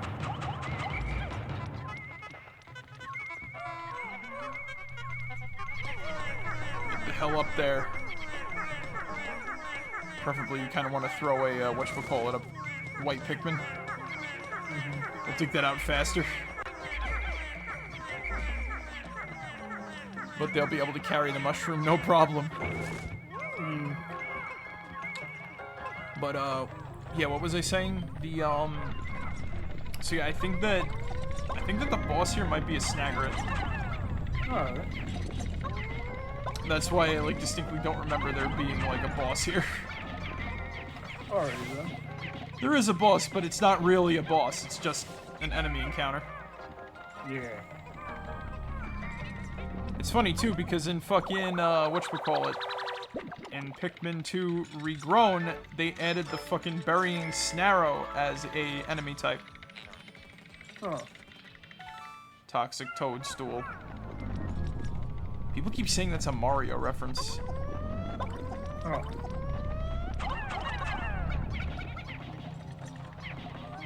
Which don't look like it to me, so... Who knows? Anything's possible now.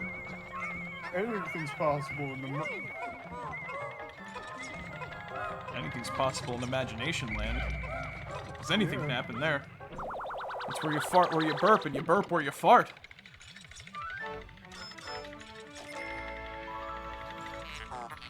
Survival ointment. Now here's the lip balm. There we go. And it's sealed too, so it's not gonna be all fucking, you know... It's not gonna be all smooshy, and you don't have to risk getting something from it. Yeah. But, what was I ultimately sort of saying, though? You want to hear a funny story, actually? Uh-huh. So, with the sort of eve of the King of the Hill revival and all that crap coming upon us... So Peyton invited me to watch it with him, like when it comes out and whatnot, right? Oh, that's nice. But you want to know something funny about that? What's up? He didn't know that fucking Chuck Mangione was a real person. He didn't? He didn't know. Huh. I know, right? I mean, I guess anybody who was born like sometime during or before, I mean after. Our prices are falling faster than I am. Oh no! Oh shit! It's the burrowing Snagret! What am I gonna do? I think I know what you're going to do. Kick its fucking ass. Exactly. No! Oh fuck.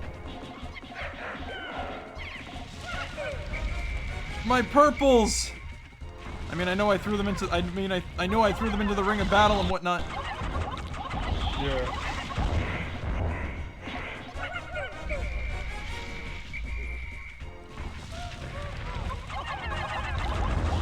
Get him, get him, get him, get him, get him!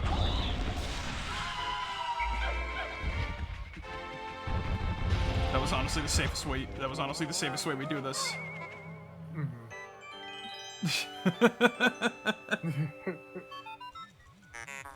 Well done, Captain Olimar.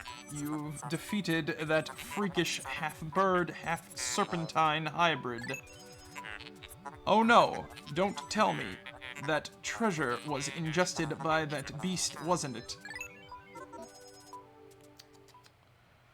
Poor ship. You must understand, you must do things. You must do things you do not wish to do. What kind of employee? Yeah, that makes you a bad employee. Look at him go! Honestly, too, I think they also kind of intended for you, like, you to bring the white Pikmin in here and have one die to the fucking Snagret. Yeah. Because it's like the perfect way to sort of like understand that. It's the sort of perfect way to understand that it's like, you know. Yeah. Let's see, is there another treasure around here that I can dig out? To show that they're poisonous types of Pikmin. Also, in all fairness, too, you kind of want more purple Pikmin than you do white Pikmin. But I tend to try to like even out their numbers because purples are useful, white Pikmin are cute, and white Pikmin are also one of the Pikmin that I have a plush of. A 5-man knapsack. This material looks comfortable. I will use it to patch the boss's favorite sleeping bag. Seam test conclusive. Cross-stitching successful. The knapsack is complete. When you have an unoccupied time interval, press and hold X to take a nap.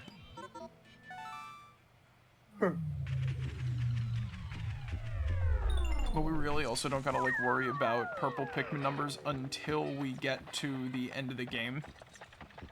Alright. Because we need 100 of them exactly to get something. 100, you say? 100, 100, 100. 100 lies that you said to me. No, what was it? How does that song go again? It's like 100 kisses from the angels on my tummy. 100 head pats from my mommy when I'm. No, 100 kisses from my mommy when I'm crummy. 100 kisses from the angels on my tummy. Was it kisses or like? Yeah, it was. 100 kisses from the angels on my tummy. 100 hugs from my mommy when I'm crummy. 100 years in a century. 100 lies that you said to me. 100 nails. 100 nails that pierce your skin. 100. No, it was kisses. I'm sorry. For 100 kisses from my mommy when I'm crummy. So what was? I just pulled up the thing and whatnot. What was the one for the angels? Same one. 100 kisses. 100 kisses from the angels on my tummy. 100 kisses from my mommy when I'm crummy.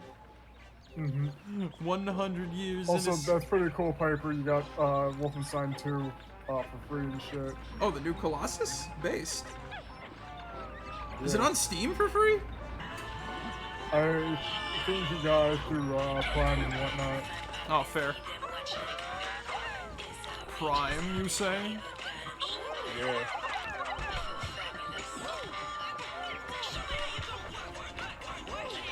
What the fuck? Shut the hell up, thing.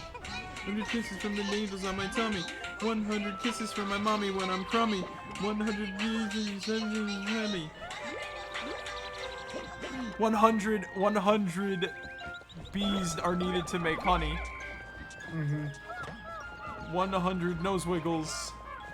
Like I'm a little bunny. Like I'm a little century. 100 lies that you sent to me. 100 nails that pierce your skin. 100. Turn it off now.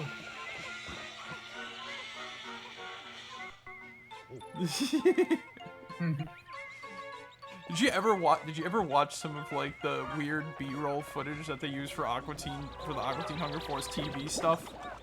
I've seen Assisted Living Dracula. That shit's fucking funny.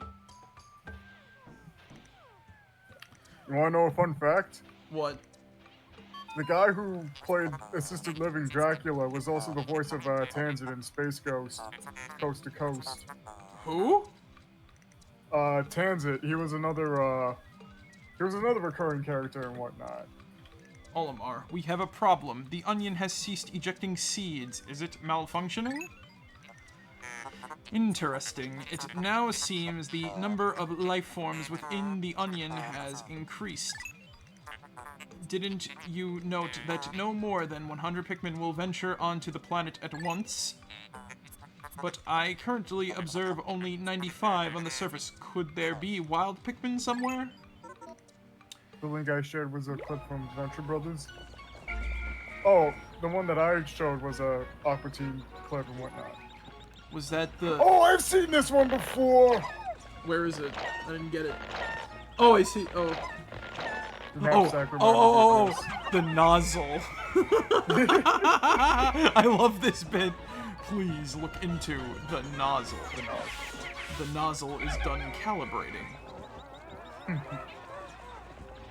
Do not look directly at the nozzle.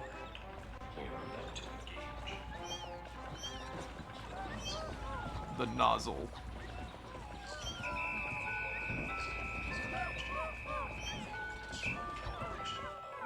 The nozzle.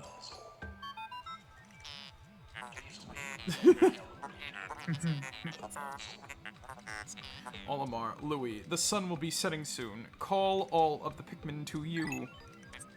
This planet's native nocturnal life forms are ferocious and therefore dangerous. Load your Pikmin into the onion and yourselves into my hull so we can take refuge in low orbit. Pikmin in your squad will enter the onion on their own at day's end, so call them all to you. Please wait while I calibrate the nozzle. Olimar, Captain Olimar, Louie. The nozzle is fully calibrated. I don't remember installing this to my ships. I don't even remember signing the OK form for this shit. The OK form. You signed your rights away for the nozzle. It's like the Blubbo's whale. Mm-hmm. It's like the Blubbo's whale. It's just a cosmic thing that exists in this universe. Only to just exist and fucking like be, I am the nozzle. The nozzle is with you. You are one with the nozzle. Right. We will calibrate into existence of the nozzle.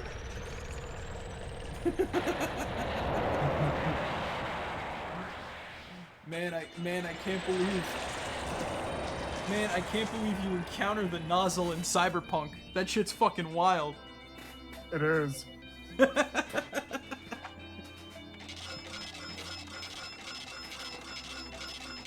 Man, look at all them toys we found.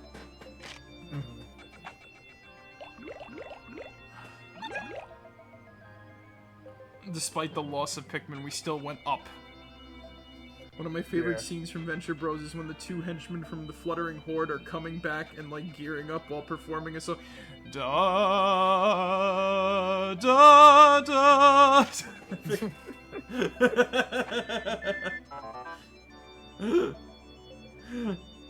Zig. Yeah? Would you like to read? How's progress, Olimar? Remember, you'll never get anything done if you sit back and watch from afar. Be sure to hold R occasionally for a close review of the action. For a closer review of the action. Da da da da da da da da da da da da da da So, since we've had our first big excursion into 2 caves, and we've gotten to a second area, right? We say we check out the Piklopedia and the treasure hoard. Yeah. Alright, so get ready for this. The best song in the game. Well, one of the best songs in the game. Also, it only counts them as new until you look at them, or before you even look at them. I hear that cadence all over now, it makes me... So in the Piklopedia, we have Olimar's notes, we see how much treasure they're worth. Yeah. We see how many times we defeat them and how many Pikmin we've lost to them. Well, we get this amazing bop of a tune playing. We can also feed them Pikpik carrots. It's like throwing peanuts at Clamu. You wake it up, and it goes to town. Red Bulborb. Oculus Kageyami Russus. Grubdog family. This large organism has the familiar mandibles and cranial morphology of the grubdog family, as well as the characteristic bulging eyes as with most grubdogs. The creature's cranium comprises half of its total length and girth. Showing a scarlet abdomen with white spots, this creature is primarily nocturnal, choosing to prey upon smaller creatures returning to their nests. Originally classified as the spotty bulborb, further research has reclassified the species as the red bulborb. Subspecies of varied colors have recently been discovered, but academics have divided into 2 rival camps over how to handle their classification. Look at the little dwarf red bulborbs.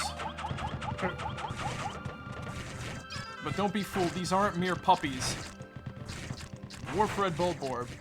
Panosaurus pseudo-oculi russus. Breadbug family. Although initially identified as a juvenile red bulborb, groundbreaking new research indicates that this creature is in fact a member of the breadbug family, a close relative of the vanilla breadbug. It escapes predation through mimicry. Unique adaptation of the red bulborb's crimson coloration allows the species to safely commingle. Such effective adaptation and obfuscation by a prey species is rare, indicating this clever creature is a master of mimicry. The snowy bulborb. Again, they may look like puppies, but they're not. Snow bulborb. Yep. Panosaurus pseudo-oculi frosticus. Breadbug family. Like the dwarf red bulborb, the snow bulborb is a member of the breadbug family that seeks to survive through imitating the appearance and behavior of a bulborb. Its pale coloration and blue spots make for easy indication. In particular, this organism mimics the hairy bulborb, but it is of course unable to grow the hair that gives the hairy bulborb its name. However, as the hairy bulborb has been known to lose its hair in certain circumstances, the snow bulborb is an effective mimic that is often mistaken for a member of the same species. Oh, have a good night, Piper. Take care now. Try not to let Keanu Reeves cyberpunk Jimmy Chromefoot. Do not turn away from The nozzle. the nozzle. Have a good night, Piper. It's good to see you, too. Anyway. Fiery Blowhog. Fiery Blowhog. Sus Draconis. Blowhog family. This creature expels a volatile phosphorus compound from its snout that combusts upon contact with air. This fire-breathing ability is dependent upon the air-to-fuel ratio at its mouth, catalyst reaction within the expelled compound, and purification of the compound. Thus, it is highly unlikely such a complex process could cause the spontaneous explosion of a fallen blowhog. This process is also, perhaps, to avoid risk of spontaneous combustion in the belly of a live specimen. However, one should still treat a fiery blowhog with great care, even after its life functions have ceased. Also, we can't really feed a fiery blowhog. It just tends to roast anything that gets in its way. Also, you can see it's like, even its saliva kind of like catches fire there, which is a nice little detail. We also can't feed the iridescent flint beetle. Iridescent flint beetle. Pili envelopins. Flint beetle family. Flint beetles are nocturnal, choosing to hide in the grass by day and stay active at night. These creatures keep undigested food pellets in their stomachs to sustain them through winter. but given the right stimulus, they will spit them out.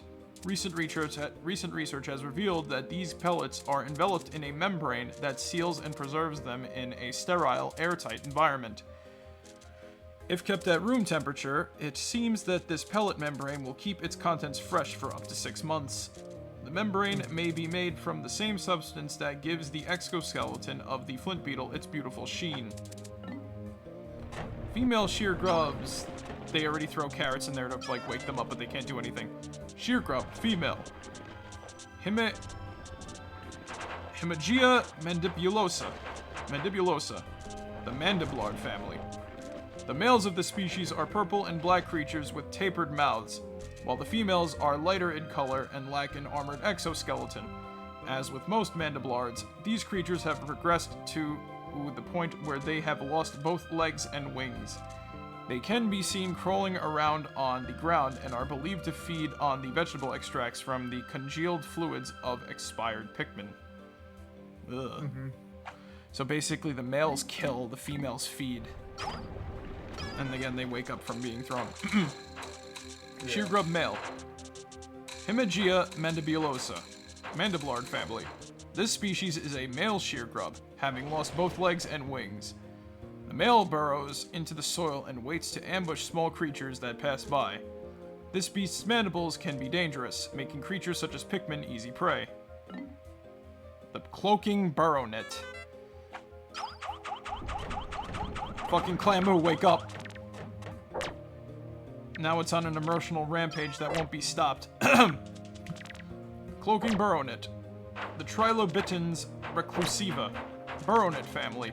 So, this creature is actually replaced in the later games by a creature known as a Joustmite. That is why I kept accidentally referring to it as such. The Joustmite is literally just this creature, but with like a slightly adjusted like design. I'm not even kidding. Oh, okay. So like, you can complain that like, you know, oh, they're literally technically the same thing. The snake eye pattern on this beast's shell is one of the most distinctive features of the burrownet family. The red pattern on the cloaking burrownet and the spikes around its mantle make it easily identifiable, while still making it a representative specimen of the burrownet family. The shell on the cloaking burrownet's back also provides a frame that fixes its muscular structure in place, and appears to give the creature its powerful needle-launching attack. So my best guess as to what that means, I think it's like a turtle. You think so? It doesn't really have like a back, so to speak. It's just kind of like the back is that shell. I see. Like how a turtle doesn't have like a middle body and whatnot. Oh god, those mitites. Ugh, they're gross. Yeah. Mitite. Mitivius infiltratus. Unknown family. These parasitic insects feed on eggs. Upon reaching maturity, they excrete a special pheromone that attracts females of particular species, enticing these females to swallow the mitites whole. Pikmin, however, seem to dislike the scent, that's why they run away in fear. After entering the host female's body, the mitites lay their own eggs inside the host's eggs just prior to the host spawning. So that is why you encounter them inside of eggs, and why if say a honey wisp drops its egg, these things tend to pop out. The poor baby honey wisps have already been eaten by the mitites. Violet candy pop bud. Flora puniceus candy pop family. Research from our most recent expedition has confirmed the presence of candy pop buds in subterranean regions. Considering the microecologies of this planet has been found, one could surmise that it could be found in any cavern, regardless of geographic region. Tossing Pikmin into this flower results in the release of purple Pikmin seeds, regardless of the color of the Pikmin tossed in. This variety of candy pop bud contains robustly odoriferous oils. If candy pop flowers could be cultivated, there is no doubt that the plants would offer multifaceted benefits to the cosmetic, medical, and tourist industries.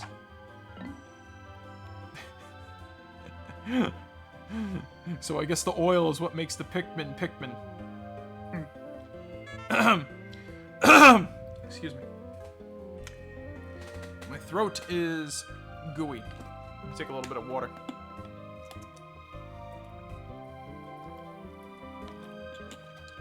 Man, I like sitting here reading these. This is fun. The Ivory Candy Pop Bud. Flora niveus. Candy Pop family.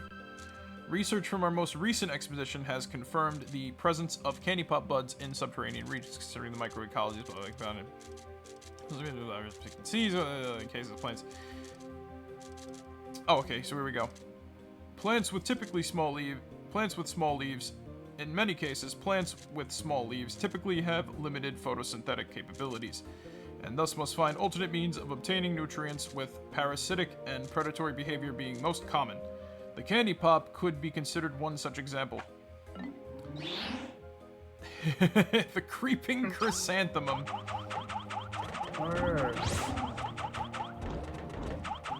Look at this fucking thing. Yep. It actually got a design change in Pikmin 4, believe it or not. It looks nothing like that now. Oh. Creeping chrysanthemum. Taraxacum rovinia. Chrysanthemum family. Like Pikmin, the creeping chrysanthemum is a member of a group of creatures with ambulatory root structures. This creature is known as a mimic, but because it is actually a form of plant, this label is not entirely accurate. For unknown reasons, the creeping chrysanthemum's mimicry does not fool Pikmin, perhaps because they share a similar heritage. It relies on preying upon other creatures to provide sustenance, so it has no need of leaves for photosynthesis. Generally speaking, the role of plants within an ecosystem is as a producer species, and thus plants are generally found at the bottom of the food pyramid. However, on this strange planet, the line between producer plants and consumer plants is blurred. So basically, the creepy chrysanthemum is a predatory flower that has gotten out of fucking control. Okay. Typically speaking, too, I think that, stuff like fucking, whatchamacallits, Venus flytraps are still producers and whatnot. Mm-hmm. It's just that, you go in the flower, you get 8, and that's not how that, you don't really want that to happen now, do you? Yeah. Honeywisp. Nectara Honeywisp. Nectara fatus. Honeywisp family. This floating life form drifts effortlessly on the winds. Upon death, its physical structure instantly collapses, and as the creature is particularly elusive and difficult to catch, no sample specimens have been acquired as of yet. If we could simply recover a live sample, research on the species would likely proceed more smoothly. And unfortunately, I think that's where, the research kind of ends with them. They never really update from that in any of the other games. Oh, okay. And which kind of sucks, too, because, in Pikmin 3, the Honeywisp is replaced by a creature called a Nectarius Dandlefly. And, yeah, that's basically it. Yeah, I believe they think they returned in Pikmin 4, if I'm not mistaken. Again, I've not played that game in a little hot minute, so forgive me if my knowledge on the game's a little rusty just for the sake of, reading through these and whatnot.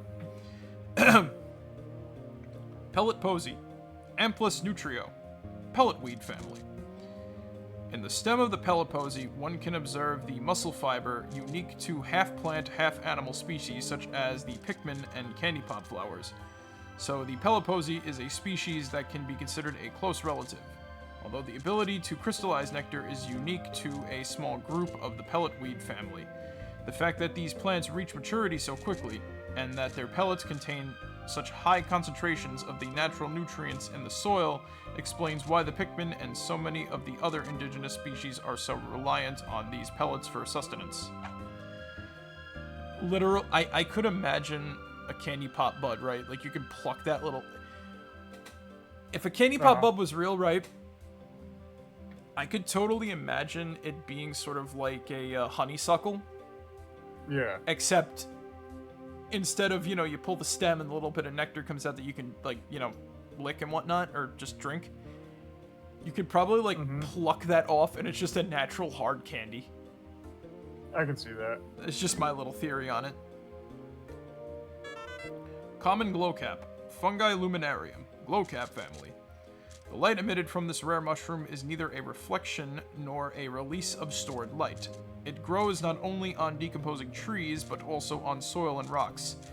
This mushroom's fungal filaments are capable of stabilizing in concentrations pure Hocotatium 111.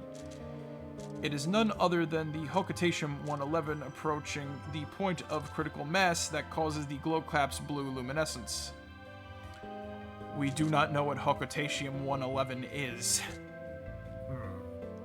I presume... So, thanks to Fallout, right? Yeah. So Fallout, we see a... So remember how allegedly this is like post-nuclear Earth, right? Uh-huh. So Fallout, we see glowing mushrooms that sort of feed on radiation, and if you eat them, it gets rid of the radiation in your body. Yeah. I think that's sort of what we're seeing here too. You think so? I think so. So again, it's nothing too crazy or out of the ordinary. It's just that it's, at least for me anyways, in terms of like what I've seen in other games. So it's highly possible. We don't know for sure. So I would assume that Hocotatium 111 is some type of radioactive material, considering that it's hitting critical mass inside this mushroom. But they don't say anything about it, so no real point in trying to speculate fully. Clover. Alright. Quatrius infectum. Clover family.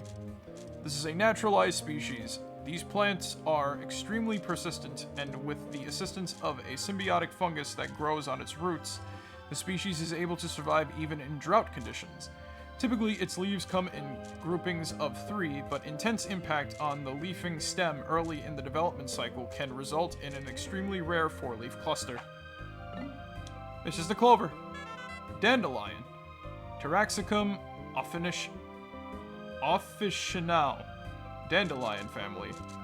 This perennial grows best in locations with full sun exposure. Its flowers boast countless tiny yellow petals packed together in a head. The species seems to have as many weed-like variants as petals, so more detailed research on these plants would best be left to a botanical research specialist. Again, I think Olimar is just kind of outing himself. He's not a scientist. He's just a fucking... he's a blue collar worker, man. He's just the guy who drives the He drives the truck. And he's doing a fucking researcher's work for them. Horsetail. Equestrius vindico.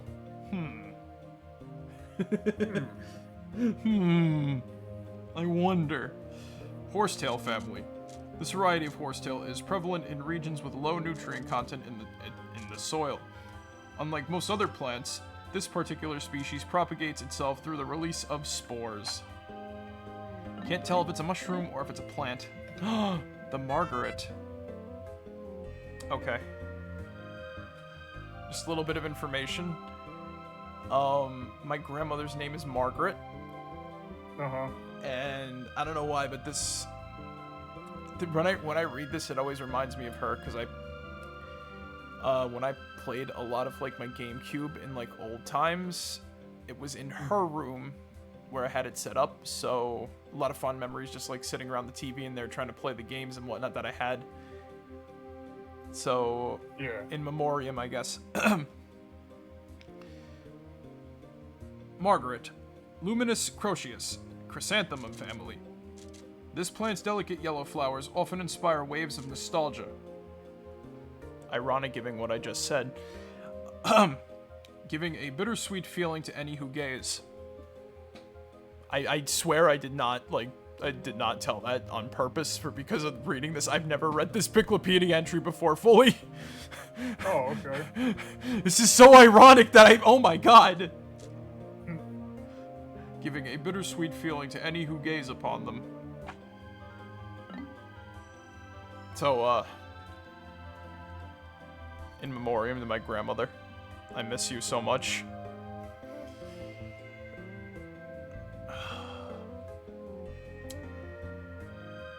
Anyway. Fiddlehead. Violine orchestris, fern family. At first glance, this plant resembles the spring used in the ship's sublight engine. Many of its most primitive characteristics remain intact, including its habit of spreading through the dispersal of spores. It's another spore plant. Empress Bulblax. Oh, wait, by the way. Wake the fuck up! Wake the fuck up this morning! Wake up out of your sleep! I don't think she's gonna wake up. Okay. She's just gonna sit there and, like, you know, writhe. Yeah. Empress Bulblax, Oculus Matriarcha, Grub Dog family. Initial observations placed doubt on the capability of the Grub Dog family to support a strong ant or bee-like social structure. But recent studies show the family is capable of such complexity. The egg sac of the largest female grub dog within a given range swells to dramatic proportions in response to environmental changes, such as the sudden depletion of prey species. These females temporarily take on the role of pack matriarch. Also, in pack formation, it has been observed that nearly all males not involved in species reproduction undergo natural sex changes. The characteristics of such specimens are quite intriguing indeed. Oh, they already throw that down for us. There he goes. Burrowing Snagret. Chiropeds, Chiropodus, Anacondi. Snavian family. The majority of Snagret species lie in wait to ambush and capture prey. With a body type perfectly adapted to such sudden strikes, it violently attacks small surface-dwelling insects. Distributed across a relatively wide range, subspecies of Snagret suited to the varying soil conditions have emerged, making the Snagret the most geographically represented species besides the Bulborb. Visually resembling the burrowing Snagret is the burrowing Snarrow, the range of which partially overlaps with the Snagret's range. While the two may appear similar, when pulled from the ground, they can be distinguished by the presence or absence of tail and wing markings. The burrowing Snarrow is usually represented by a white feathered Snagret with a brown head. I believe that was the coloration they used for the Pikmin 2 regrown version. But we also have these treasures and whatnot we can take a look at. I don't know if I want to like read through these because it's not really like lore bits on like what's happening with them. It's more so like It's basically Olimar's little, like, thoughts about them and shit. Yeah, like, right. I found this fascinating fruit while out exploring today. The skies cleared up and I felt peaceful watching the pink flower petals flutter in the wind during this perilous expedition. It seems strange to have such soft-hearted romantic thoughts. If I told my wife about this, I'm sure I'd get laughed at. Again. It's little, like, lore bits for Olimar himself. This fruit was dug up from the floor of an icy cavern. It appears that the fruit's thick skin protected it from the frigid cold. It's quite remarkable. The shape of the fruit eerily resembles the president's head. P.S. The labyrinthine underground entrails of this planet are like a completely different world.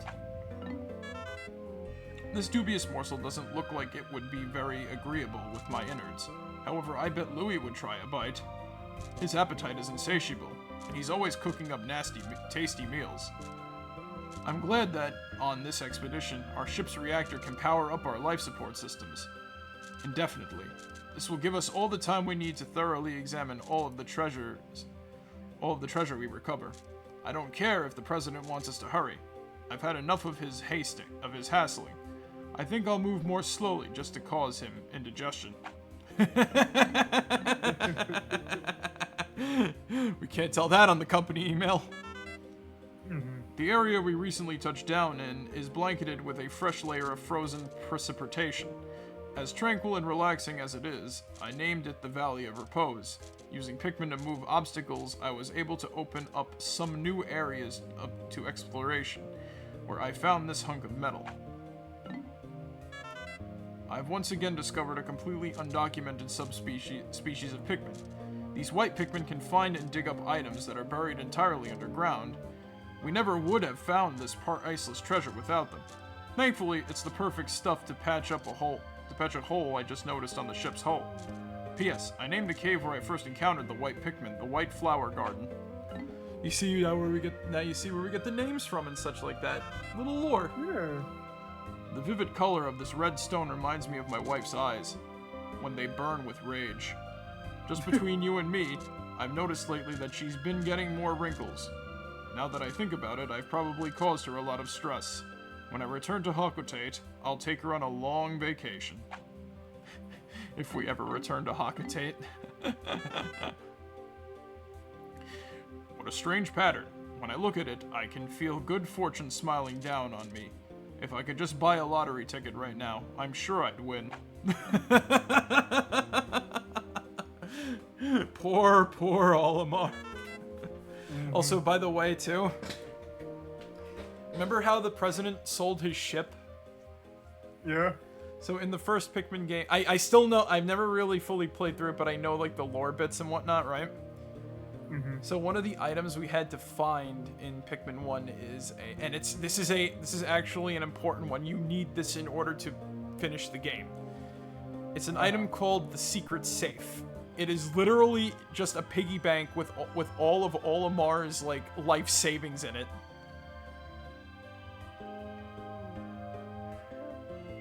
It got sold with the ship. Huh. He lost his entire life savings, Zig. Jesus Christ. And he had to go back to a planet that's literally going to kill him. Yeah. Computers view the world in ones and zeros, but my people are different. Our world isn't simply black or white, right or wrong. Everybody is different. Maybe one day the ship will understand that, and maybe one day it won't give me sass when I ask it to collect a slimy specimen. Damn, throwing shade. At night, I have nothing to do to keep me occupied. I've been searching for something to dull the boredom, but every time I find something I want to play with, it's broken. This object is a great example. It looks fascinating, but I can't get it to function. I guess all I have to do is write in this journal. You see, he wants to just play some Vidya, but he can't. It's broken. Yeah. This is a peculiar object. Just looking at it fills me with a powerful sense of nostalgia. Now that I think about it, the Pikmin had a curious look on their faces when they carried it. Or maybe that was just my imagination. The cave we searched today was lined with flame-spewing spouts. The temperature in the cave was absolutely stifling. Oh, that reminds me. I completely forgot to tell Louie about Red Pikmin. He's so quiet, I sometimes forget he's even there. This item I salvaged from the cave seems to be some kind of storage device, but I have no way to play back the contents. We've recovered our first treasure. Amazingly, the Pikmin remembered how to salvage it. I can't understand their adorable language, and I don't know what they're thinking, yet I'm so happy to see them when I crashed on this planet. The Pikmin helped me locate my missing ship parts. In my darkest hour, the Pikmin were there for me. Now that I'm reunited with them, I know everything will be alright. It will, right? I mean, so far things have gone smoothly. We've only lost 3. In a survival situation, the most important things are water, courage, and a first aid kit. I've got water and an endless supply of courage, but I don't have a first aid kit. Sometimes I don't have a whole lot of motivation either. I may be a daring explorer, but sometimes I just want to loaf around all day and sleep. Wait, what if the president reads this journal? I never dream of slacking on the job. Yeah. Kiwi shoe polish. Huh. Yep. Interesting That's container. That's the same brand my dad used to use. There are several different patterns drawn on this object's surface. They appear to be characters or letters, but I can't make any sense of them. This is just an educated guess, but I wonder if this object is a kind of alien bulletin board. The size of the object seems to be about right for it. The quenching emblem. I often brag about my inexhaustible supply of self-control, but when I peer at this treasure, I can't help but want to take a drink. What is Olimar's thoughts on Dr. Pepper? Today I delivered an impromptu lecture on the basics of wilderness survival. As Louie's superior, it is my responsibility to teach him these skills. Walking around as much as we do generates an intense thirst, so water becomes very important. I told Louie that we have to ration our water carefully. That's what I was thinking until I found this. I was so parched that I couldn't help myself. I drank all the water in the canteen. It tasted so good. But when I turned around, Louie gave me a cold stare. That's the betrayal brewing. The purple Pikmin were somehow able to carry this massive treasure. Today we measured their physical strength using the ship's onboard beefometer. It seems that they have 10 times the weight and physical power of any other Pikmin. When I throw them, they land with a resounding thud. I've decided to commemorate the cave I first encountered them in by naming it Emergence Cave. Today we searched a subterranean lair swarming with carnivorous bugs. The name Hole of Beasts immediately came to mind. The convenient contraption I found there has become an invaluable treasure-seeking tool. When it approaches a piece of treasure, the gadget beeps and the needle moves to the right. When all of the treasure in an area has been collected, the device powers down. When we left Hawkitate, I thought we'd never be able to pay off the company's debt.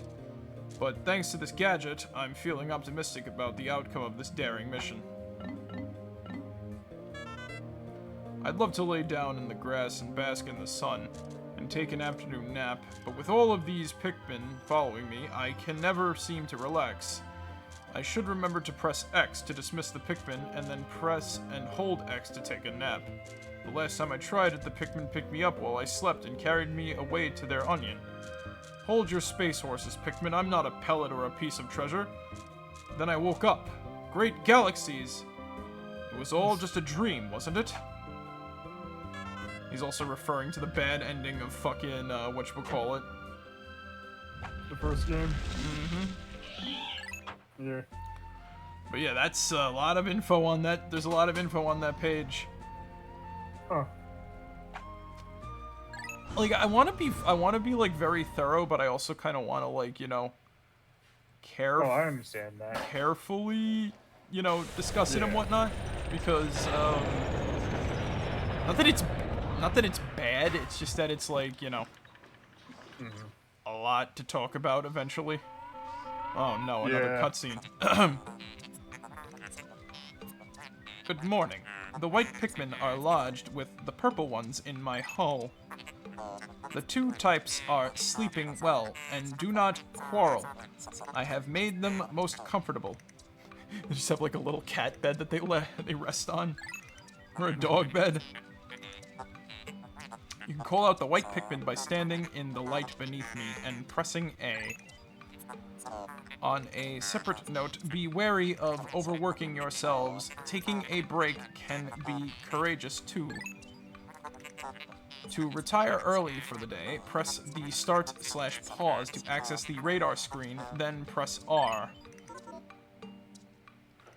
I mean, yesterday we already cut to sunset, so I know what I gotta do. Don't worry about it, game. We know what must be done. We're professionals. We know what we're doing.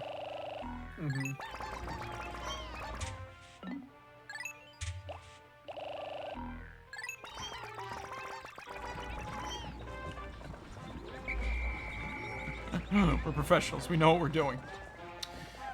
Alright, so over here we have a buried treasure. Look, we don't even have to worry about the fucking, whatchamacallits. Yeah. Oh, is it up there? Yeah, it's up there.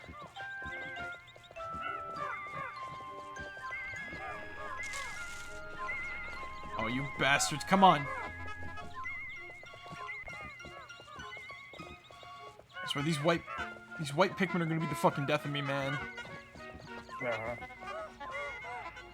No, you fucking... You bitch! You know what? Wait. You've got to be kidding. A game for kids and adults. What's the matter, Marek? My Pikmin keep attacking things I don't want them to attack. Here's a hint. Here's a hint. Take a break. Shut up. The answer is more simple than you think. You've got to be Binky.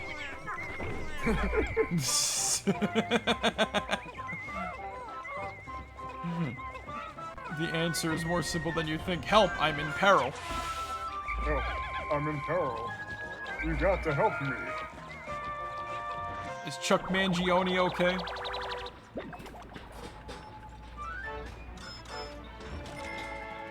Name. I don't know. I think after a while, everything started to sound like Feel So Good. Maybe it does feel so good to be alive. No, that's not it. Also, these little fucking bastards. These little greedy worms. Yep. I'm gonna take one back for, like, the Piklopedia. Alrighty then. So these are called ravenous whisker pillars. They are the most obnoxious creature in the game. Yeah. So, these creatures are, like, sort of perma... Like, or sort of, like... They're a... whatchamacallit, and they don't die when they die. See, they just kind of, like, you know... Yeah.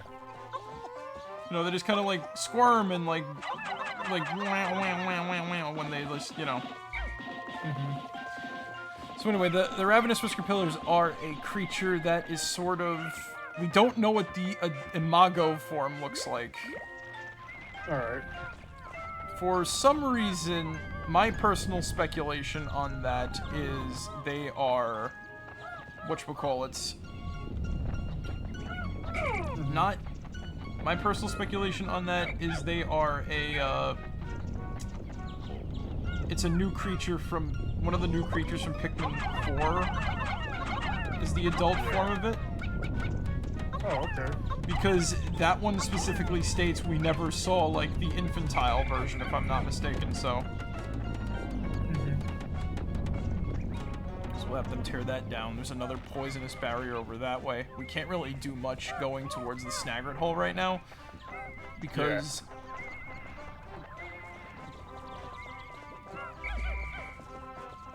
Like... The Snagret hole... Actually... I think we do need to go that way, because we need to get the, whatchamacallit. There's another treasure over that direction that is, whatchamacallit, required in order to get to where we need to go to get to the third area. Okay. It's either in there or it's in that cave up there. Somewhere around there, yeah. It's in that moist cave. Hey, SpongeBob! Well, at least I still have my personality. We gotta be thankful for the little things, Zig. Yep. Never forget that. That is true. Never forget that. Ah, yeah, there it is. There it is. There's the spherical atlas thing. Hey.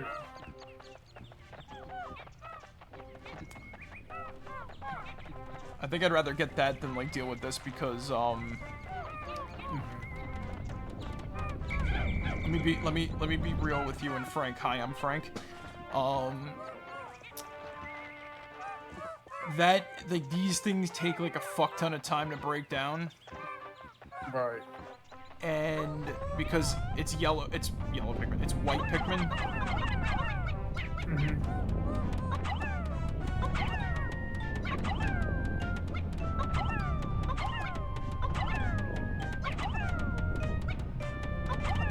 Okay, so we got all the whites on that. Yep.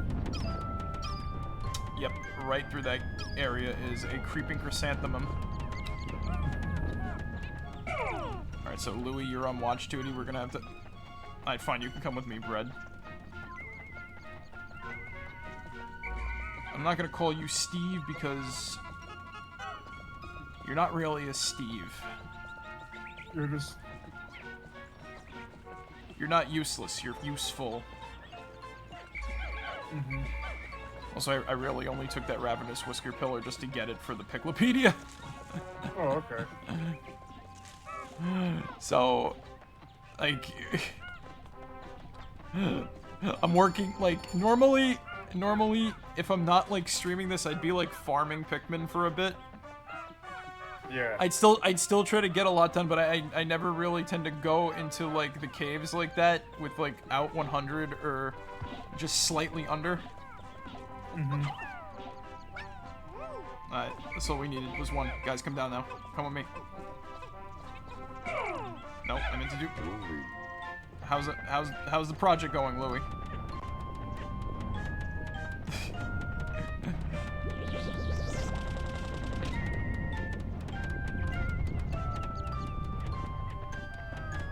These fucking white Pikmin work faster, harder. Come on. On delay. Everybody work! Everybody work! Ah!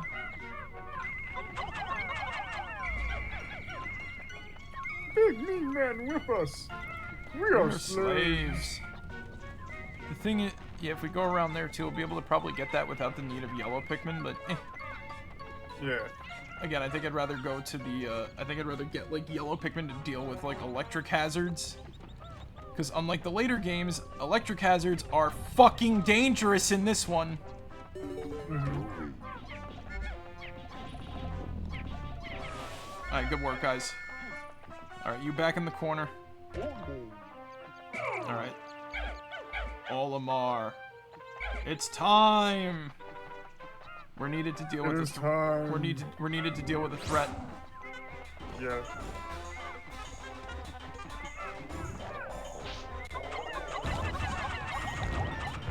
Go, go, go, go, go, go, go! Kill it, kill it, kill it, kill it!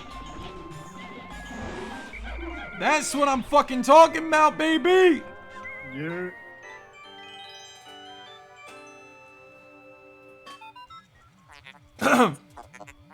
Fascinating. This object is highly similar to the one you found in the Valley of Repose.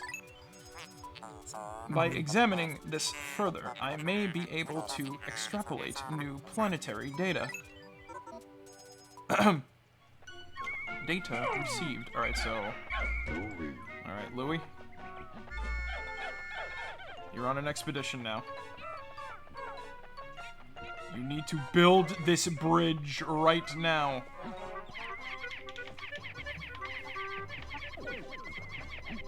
Build this damn bridge. I will say too, if we actually encounter like a weird bug, Yeah. I wouldn't mind resetting because I've had Pikmin just fall through bridges before.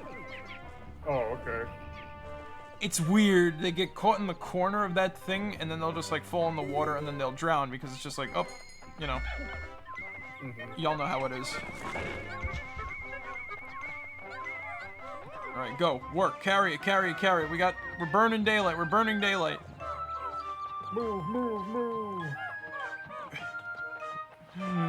Let's move. Go, go, go, go! Look at these fucking Steves following me. Yeah. Learn by example. You fucking Steves, learn by example. You have a flower right here to guide you.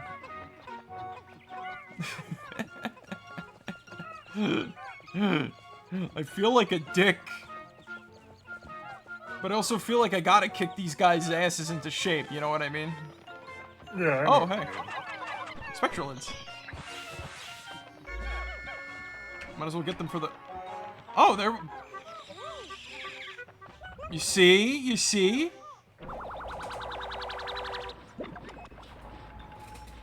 I see. Geographic projection. This hemisphere also contains a hidden microchip. I will attempt to decrypt the stored data. Decoding complete. As I surmised, this chip contains additional topographic data. The data has been imputed into my database. I shall name it the survey chart. So, the next area... Oh, damn. The next area that we're gonna hit... Unfortunately, too... Oh, nice. We can't do a lot of without the blue Pikmin. Right. So we still gotta go there to get the... We still gotta go there to get the yellow Pikmin and then come back for the blues. Mm-hmm. Again, in Pikmin 2 Regrown, as I said before, the yellow Pikmin are here and the blue are there. They changed their locations, so it's more, you know... Yeah, I know what you mean. I think I, like... Again, I'm half and half on if I like that or not. Because, it does mess with the flow. It makes the game faster, but it does mess with, like, my flow a little bit on this, because you still need blues here somewhat, too. Right, yeah. Again, it's like a weird thing. But I think with this, though, we might bring this to a close now. Yep. Getting about that time. So next time we'll be able to see some new sights.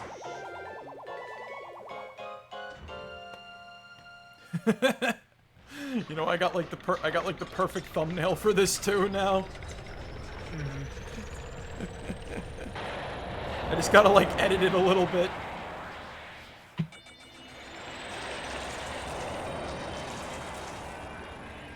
Man, this game fucking rocks. It's so beautiful. It is. It really is, you know. So that's like good music. I'm making good progress, believe it or not. Yeah, like we already got 30% of like the debt recovered and everything like that, you know what I mean? We're going to a new area. We're most likely going to do one cave there. Mm-hmm. Like, I could see this game being close to finished in like 3 streams, and unlike most of the time, the streams kind of force me to actually sit down and play the game. So Yeah. We're gonna beat this one way or another if it kills me, so...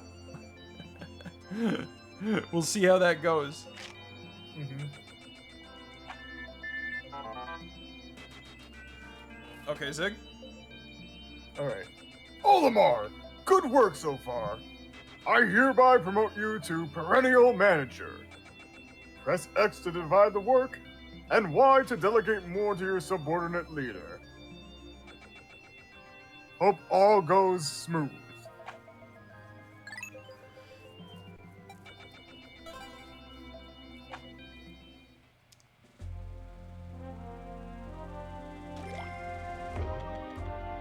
So I think after, like, every time we do, like, a good amount of spelunking, Yeah. and maybe after, like, if we encounter, like, something new at the end of, like, a chapter, or, like, well, if we encounter something new at the end of an area, we'll take a look at the Piklopedia and the treasures. Because I want to have, like, a good mix of, like, doing it, like, midway through, so we have, you know, because I like reading them and whatnot. And if we and it would also kind of like cut down on like some of it by just reading them, like, oh, I just got like the little whisker pillar and the spectralid. Yeah. So you know what I mean. As we unlock it, if we make like good progress, like I did last time, we got through 2 caves. That would be a good time to stop and read it. Or like maybe next time before we start, I will take a look at the new ones we got to cut down on some of the entries later. Sounds good to me. Gives us more time to play around and whatnot. But not like this is going pretty good so far. Remember, Yeah. this is only the start of the game. It's only gonna get harder from here. We've yet to encounter the things that fall right out of the sky. All right, out of the sky. So there's a reason why we left the Valley of Repose, and we're gonna go back there. At least I still have my self-respect.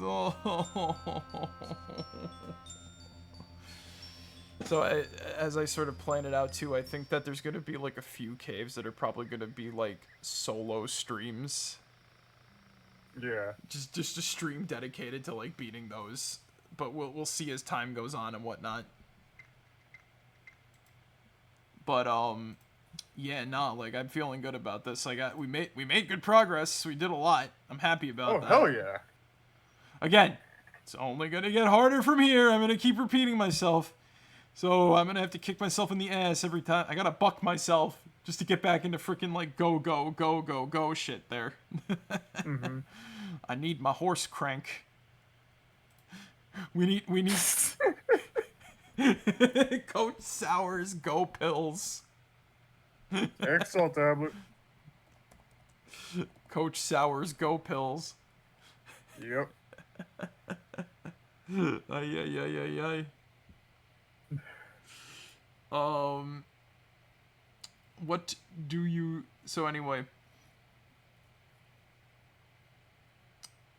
What do you think we learned anything tonight, Zig? I learned that anything is possible through teamwork and, you know, hard work and dedication and all that sort of shit. And that in terms of like alignment. something about Hokatate and don't spend your company money on gambling and all that sort of shit.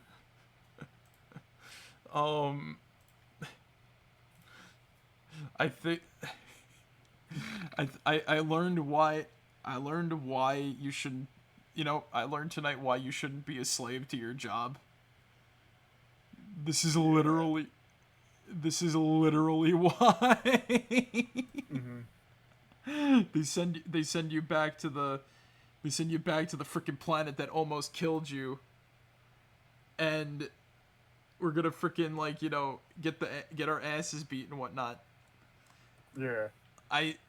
So you know who we're gonna like raid now? Who are we gonna raid into? I see Sakes is playing something. The ice in the refrigerator just fell into the thing and it gave me a spook. We're gonna raid into Sakes. Has Zuki been live lately? Oh yeah, Zuki. I keep getting the notifications saying that he is and whatnot, but he's live right now. He's playing some Helldivers. Alright, next time he's live, we'll raid him. I owe Zuki a raid. It's been a hot minute. So we'll raid Sakes for now, because I think he's playing a sort of, like, management game similar to this, sort of. So, Alright. that is how the cookie crumbles. But, I think for now.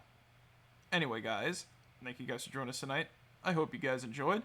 But remember, as always, be yourselves. Remember, mecca like a hi, mecca hi ho, mo, mecca chai, mecca mo, mecca hey. Pickle barrel kumquat chimichurri changa. That's the secret word of the day. Alright, guys, I'll catch you all later. Marek out. See you guys. Good night, everybody.